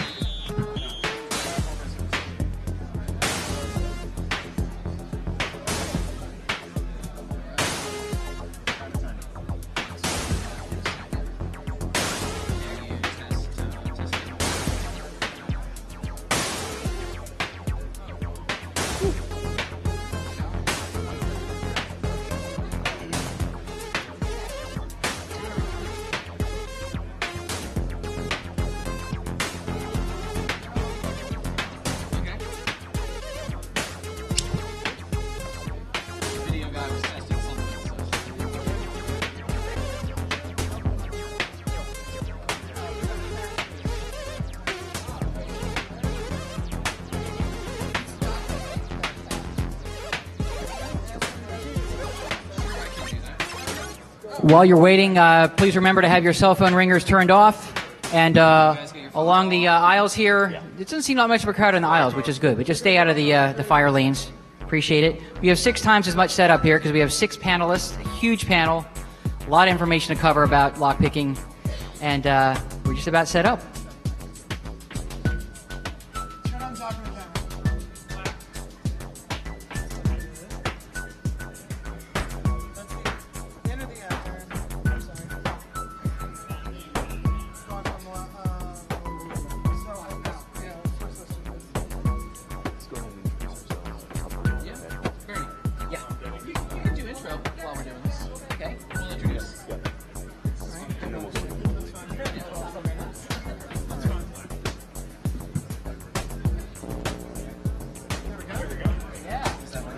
Yes. Focus. All right, I'm going to do a couple of questions before we get set up here. How many of you folks have ever attempted to open a lock without a key? Wow, it's like half the room. All right, so a lot of you may not need a primer in lockpicking, but there's always little details that we might not have missed because lockpicking is and manipulating locks is a kind of a self-taught thing.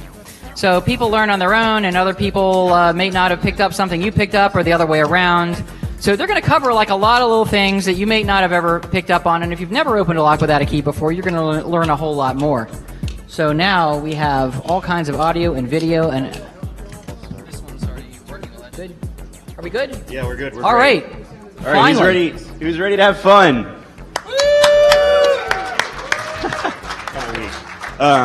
So I'm going to start by introducing myself. you want to introduce yourselves, or you can probably pronounce your own names better than me. Lockpicking, a primer. So this is a 3-hour panel / intro. We will be taking a break at about an hour and a half. That's a little bit different than what the schedule says, but bear with us. This format is going to allow us to cover quite a bit of material in a short period of time and really engage a lot of you, so I think it's going to be fun. My name is Doug Farr. I'm president of Locksport International. We are similar to the group Tool, which many members are sitting up here with me. We are around almost as long as they have been. We kind of do the same stuff that they do, but we'll touch on more of that later. So You just look damn sexy. You're doing it, don't you? Oh, thank you. That's how I've been getting our membership base up. Promising never mind. Jay Gore. Hi, I'm Jay Gore. I run the Longhorn Lockpicking Club in Austin, Texas. We were founded in fall 2006, so coming up on 8 years now. I think we were one of the first, if not the first, Locksport International major chapters, sort of the flagship chapter, and now we're sort of autonomous. We kind of run our own group now. We operate out of the University of Texas at Austin.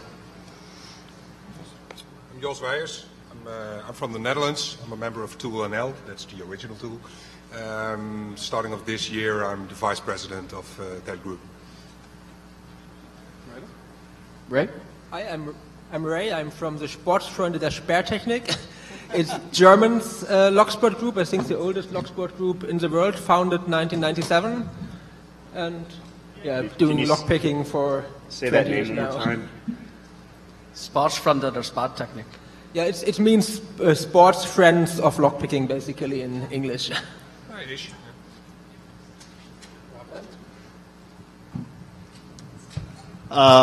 There we go.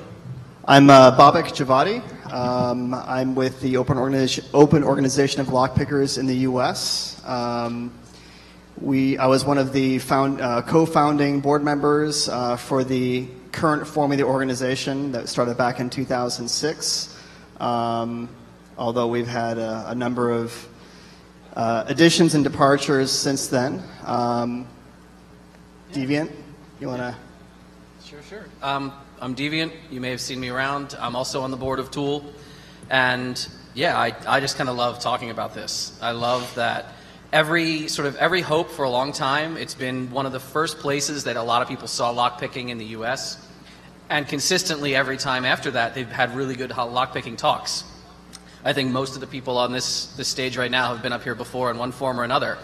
But I don't think we've ever done this before, where we kind of, we told them, we said, hey, if you want a lockpick thing, we could do that, but like, isn't intro like kind of old and busted? And they're like, no, everyone wants to learn. And we're like, all right, we'll do an intro, but what if we mixed it in with other cultural lock sport topics, and we took a lot more time for Q&A? And I think that's going to be really rewarding for at least us, hopefully you too.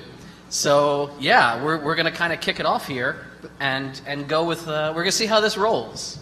I think before we begin, I think I wanted to recognize something interesting that I just remembered and realized here. So what's that?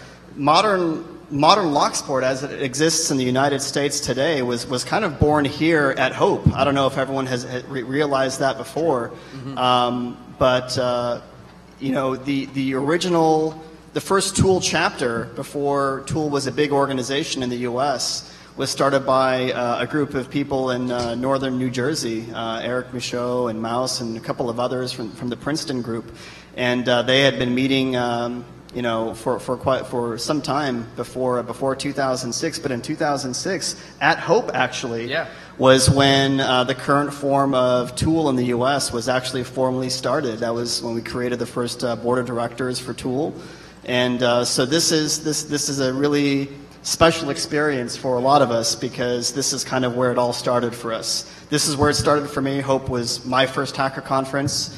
It was the first time that we started Tool formally, and it's really a pleasure and an honor to be back here again now here in 2014 talking about where we are today. That's actually an interesting question, because as well, H2K was my first real HackerCon. Can we get a show of hands? How many people is this like your first experience with a HackerCon? Or was Hope your first one ever? Any of the Hopes? Wow, that's like half the room. That's awesome. So, yeah. And, on that note, how many newcomers do we have here? Show of hands, please. That's a lot of hands. Good amount. That's a good amount. It's a really cool mix. Awesome. As long as we... What is Jason Scott's? As long as we can always have the 4-star lobby and the 1-star rooms, we'll keep coming back to the Hotel Penn. So let's kind of groove through this, right? There's this intro that we like to do at some of our events, and it captures the reason people are really fascinated by locks. Even if you're not a lock picker, a lot of people love locks. They love old locks, especially. People have lock collections. Some people even just have collections of keys. So locks as a device resonate with us culturally and hold a real special place in a lot of people's hearts. And people have a hard time explaining. If you ask them, you say, why do you like this thing? You don't collect antiques. And they go, I don't know, I really like this little, I'm going to make it into a little decoration or a token of jewelry. So locks and lock picking, it's not just about subverting security, although that's what a lot of us do professionally in other careers. Like, something just about locks is very fundamental to how we see ourselves, to how we see our culture, to how we see privacy and space. And all of this was captured pretty well in a story that a friend of ours, Skylar, used to tell. He probably still tells it if you ever see him talk. He's a very fun presenter. And Skylar says, I want you to imagine a situation where you're going to meet someone and you're supposed to be there, right? This could either be, let's say you're going to get a new place to live. You're going to go see someone's new apartment that's for rent. Or maybe you're a student. You're going to go see a professor during office hours, or you're going to just go visit friends. Like, yeah, come on over after work. I'll be there at 5:30. So you go to meet somebody, and you're supposed to be there, and it's their space. But what do you encounter? You encounter a door. And if the door is open, right, like the door is just hanging open, most of you would probably not have a real problem walking through it. At least sticking yourself a little, like you stick your head in, you're like, hey, are you here? You know, I'm here, I got here. Because again, it's an open door. So it signifies something, but it doesn't signify as much of a barrier to us culturally. Now, what if that door is shut? I bet you'd behave a little differently. Now again, we talked about this. This is either the unoccupied apartment or the professor who's supposed to be in his or her office. So you probably would knock first. I mean, culturally, that's what we learned to do as little kids. You might knock. But if it's like a door that has no lock on it, it's just open. You know, you might kind of open it. You might do that thing again where you, hey, are you out here? You know. What if the door were shut, however, and there was a lock? What would you do then? You know, it starts immediately. You're feeling something different about that door, whether or not it's even locked. Whether or not, you know, just because there's a lock in that door, the door means something different to you. You might take your phone out. You might, before you like try to go, you might, hey, are you here? Like, I got here before you, you know? Just because that lock is there, it means something. And even if, let's say it's that apartment rental, the landlord's like, oh yeah, I'm in traffic, but there's a little rock under a garden gnome. You can get the key and go in. Some of you might do that, and some of you might be like, oh, I'll wait for you. Because again, the lock represents something to us about space and privacy and demarking our lives. And then the really neat concluding example is, what if the door were open, but it has a lock? Now, at this point, I mean, it doesn't really matter what you personally would do, whether you'd step in or stay out or call somebody or knock or shout. I bet you that door, even though it's literally hanging open, it means something different to you than this door did that didn't have a lock in it at all. And that's part of what locks do to us, and that's part of how we like to think of them. And they're fascinating devices. We treat them as puzzles in lock sport. They're not something to be seen as just this barrier of space. They're something to be explored. As, you know, that's kind of with the hacker ethos, right? I mean, some things demark and barrier out, and we see them as things to be tinkered with. So we love to run games. We love to run contests. We have whole conferences based around this. If you get to learn lockpicking, we encourage you to try your hand at any of the games. We have some here. We have some other events. A friend of ours, Shane, who really regrets he couldn't make it. He always loves hope, but you know, this is him winning like a ninja badge at DEF CON. So try your hand at contests. Some of them are fun. Some of them get really serious. We'll talk a little bit later about the competitive world of lock sport and what you see coming, people from around the world coming, the best people head to head. But that's what we're about. That's what lock sport is. It's a fun, entertaining, and hobbyist, unprofessional, perhaps non-professional way to interact with these devices that mean so very much to all of us. And if you've never picked a lock before, I think Doug and some of his people are going to get into that. That's an empty cup, sir. I got to fix you up. Yes, please. So yeah, I mean, I just want to point out that our community is mostly all-inclusive, and this is mostly about community. So you know, whether it be security organizations or clubs in your area, or lockpicking or hardware hacking, ultimately you're part of a community, and we're trying to make that community as easy and open to as many members as possible. You know, people ask us, what about, or I mean, not from this crowd, but people have asked us, you know, what differentiates you from a criminal? What differentiates you from someone that's going to break into my house that poses a threat to me? So think about that question. I'm going to answer later, but there's quite a few differences. So I'm going to come stand on the podium just sure. Can so you it's see a little the notes easier. and everything? Yeah. Okay. All right. So, test. Intro to lockpicking. Let's start. First thing, most important part is we do have rules, and the rules add legitimacy to our organizations and protect our members from getting into places that they shouldn't be and situations that they shouldn't be. So the first rule is do not pick locks which you do not own. That means your dorm room, you do not own that lock. Someone else owns that lock. That includes your apartment complex. I can't stress this enough. Locks are mechanical, they're prone to failure, and if you break a lock, that you rely on especially, or which you do not own, there could be a price to pay in terms of damaged property. And along with that, do not pick locks upon which you rely. So your house lock, your car lock, padlocks that are in use. Again, mechanical devices that will break down and fail, especially when you're sticking foreign tools into a space meant for a specific shape and size. Insert your sexual innuendo there. Lock picking is easy. If you come up to the village, I promise you, we will have you opening locks within the hour. There's some things that we're going to cover that are going to make it more easy, but again, there should be a very low barrier to entry here. And that's something that we pride ourselves on. We allow people that are interested in the security community to come into conferences and spaces like these and participate in a way that they wouldn't be able to if they didn't have the experience in the computer security realm. So it's a great way to get your foot in the door. Pin tumbler locks are the majority of the locks that we're dealing with. They've been around for about a century. We're talking about 90% of the locks that you see on a daily basis. So all the locks pictured here, young and old, are pin tumbler locks. And we're going to go over the mechanism of action pin tumbler locks.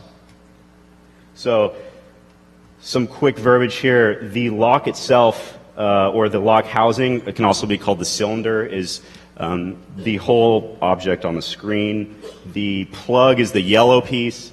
We have the keyway in which the key fits into, the wards that prevent only specific types of keys from entering the lock. We have the key pin, which is, we'll talk more about later, but that's that red pin. If you look into the face of a lock, into the opening of a lock, you'll see a key pin is the first pin there. So if I were to take a cross section, cut off the front of the lock, what I would see is, again, our plug, our key pin is our red pin. It makes contact with the key. Our blue pin is our driver pin. So you might ask, why don't we call these bottom and top pins? And that's because in other countries, specifically in the European region, the lock is actually mounted in the 180 degrees. So in that regard, we call them key and driver pins. The entire stack is called a pin stack. If I were to attempt to open the lock with, for instance, a tension wrench or a screwdriver, what would happen is I would have binding. I would have binding at the driver pin here. The point in which the plug meets the lock housing right here is called the shear line. So I would say the shear line is not free to move and the lock is unopenable or locked. Put the correct key in, the pin raises to the shear line, the driver pin sits above the shear line, and the lock opens. Pretty standard. So most locks have several pin stacks. In this particular picture, we have 5 pin stacks. That's most of the residential housing in the U.S. has a lock, a quick set, a schlag, a cylinder that's very low security. It has 5 pin stacks in general. So we have locks with as little as 3 and as many as 8. Different levels of complexity, obviously. So insert the correct key, all the key pins raised to the correct height, the driver pins sit above the shear line, the lock can open.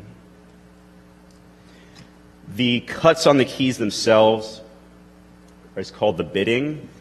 When the correct bit is cut into the key, obviously we have the shear line here. In the second position on the key, the driver pin is now sitting below the shear line because while every single pin stack is correctly at the correct position, the second one is not.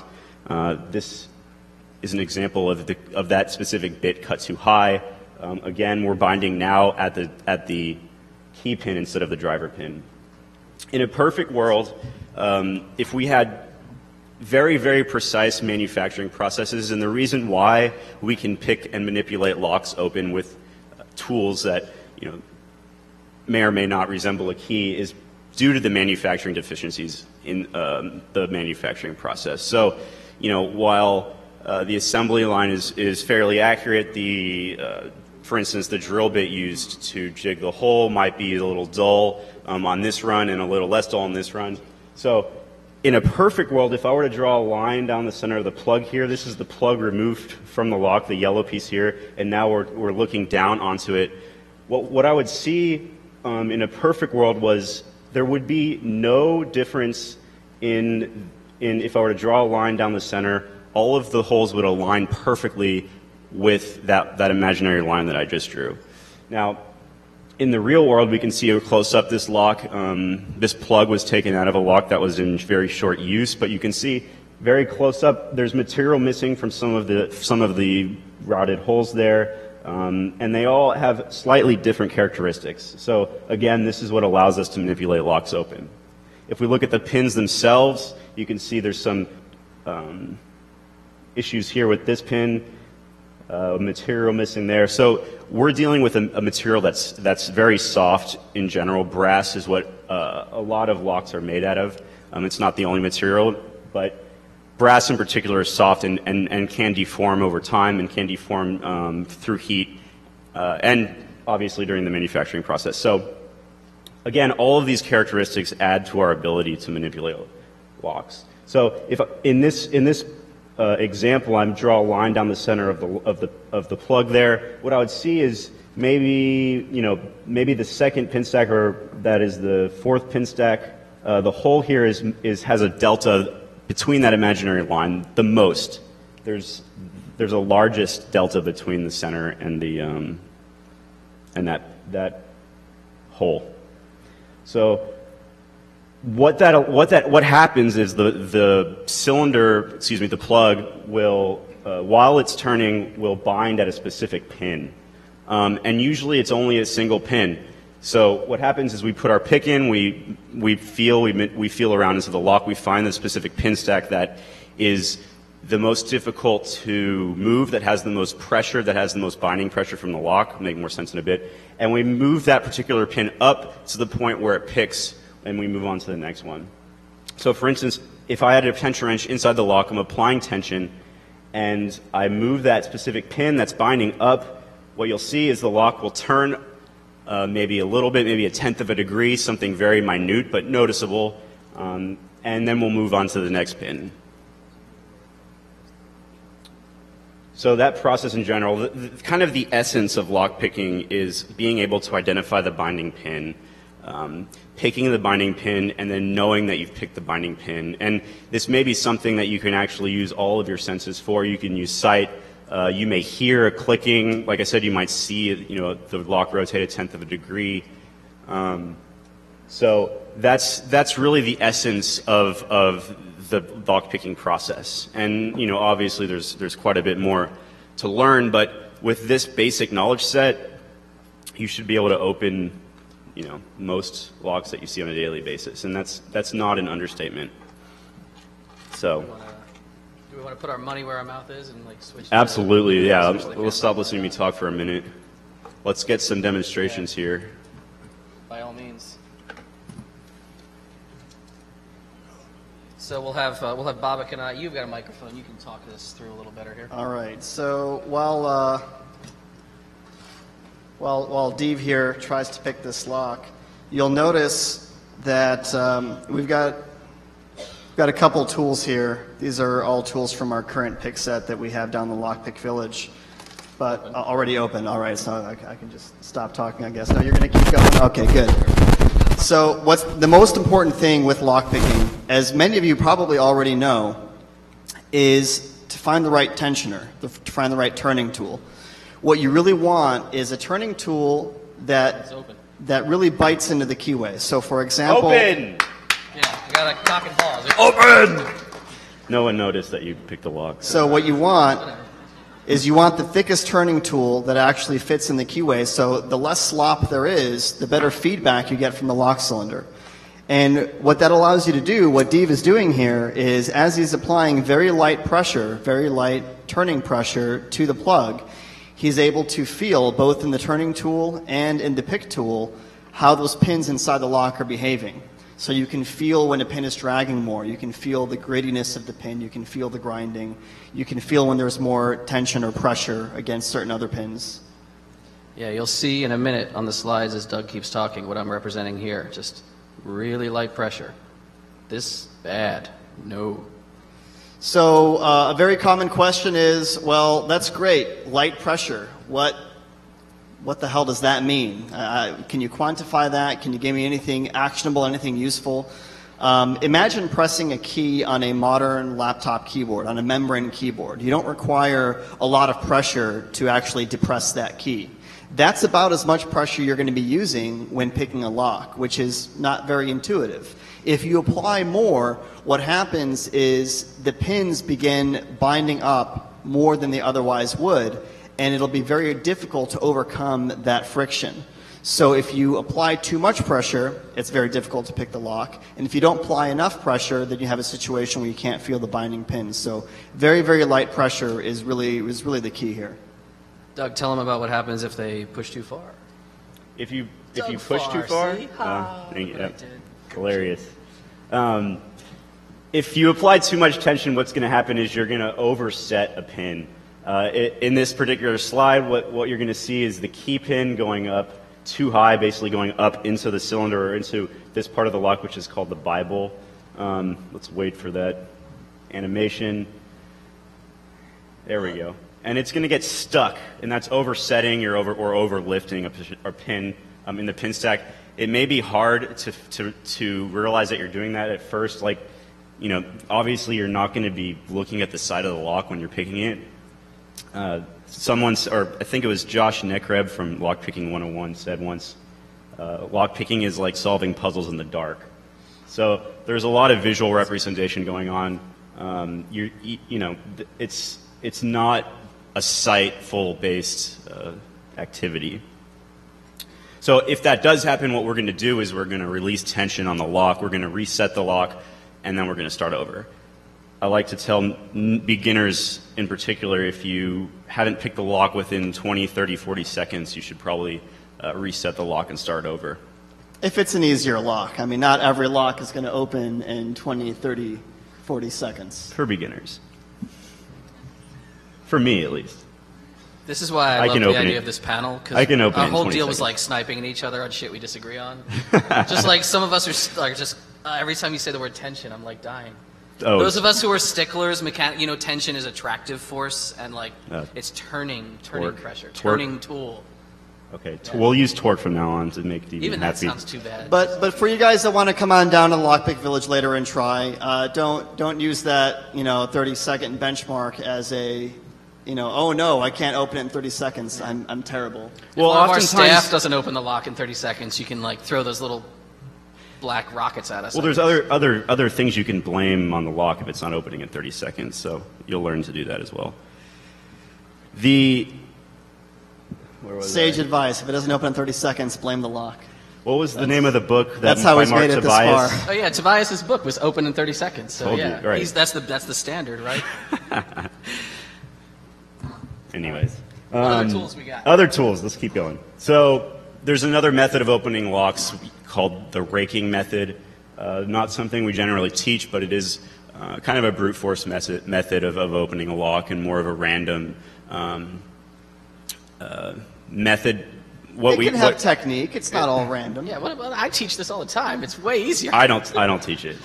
If you want to learn how to pick locks, you're going to do it the right way, or you're not going to do it at all. So yeah, as you can see, well, the reason there's the controversy here. So rake tools are usually, their working head is longer, and they touch multiple pin stacks simultaneously. That's kind of a feature of raking.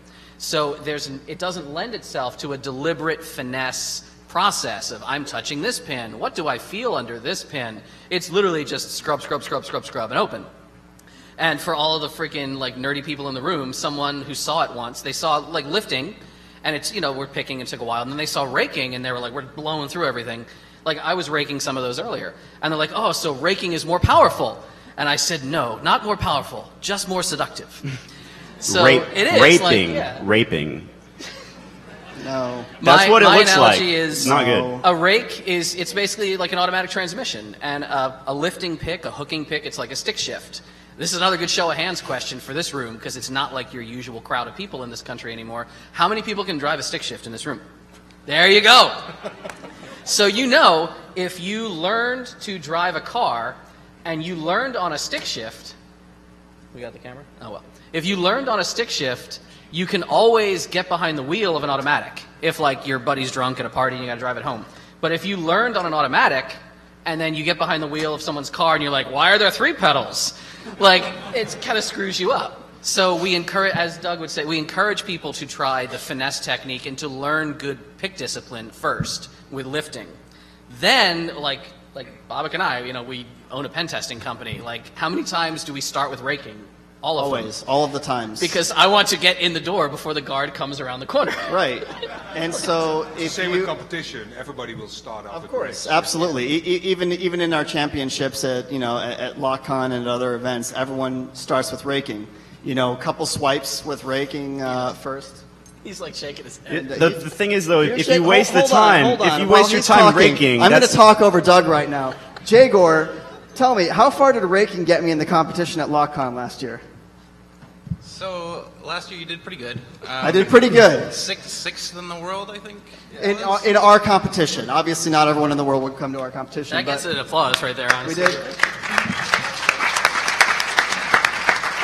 So the reason I bring that up is because will raking get you into every lock? No. But if you understand enough about how locks work and how they respond, you can learn how to use a brute force technique and add your own kind of finesse into it. So you can learn very quickly if a lock is going to respond to raking or not. And so it looks very random. If you look at someone who is not very experienced and someone who is very experienced, and you look at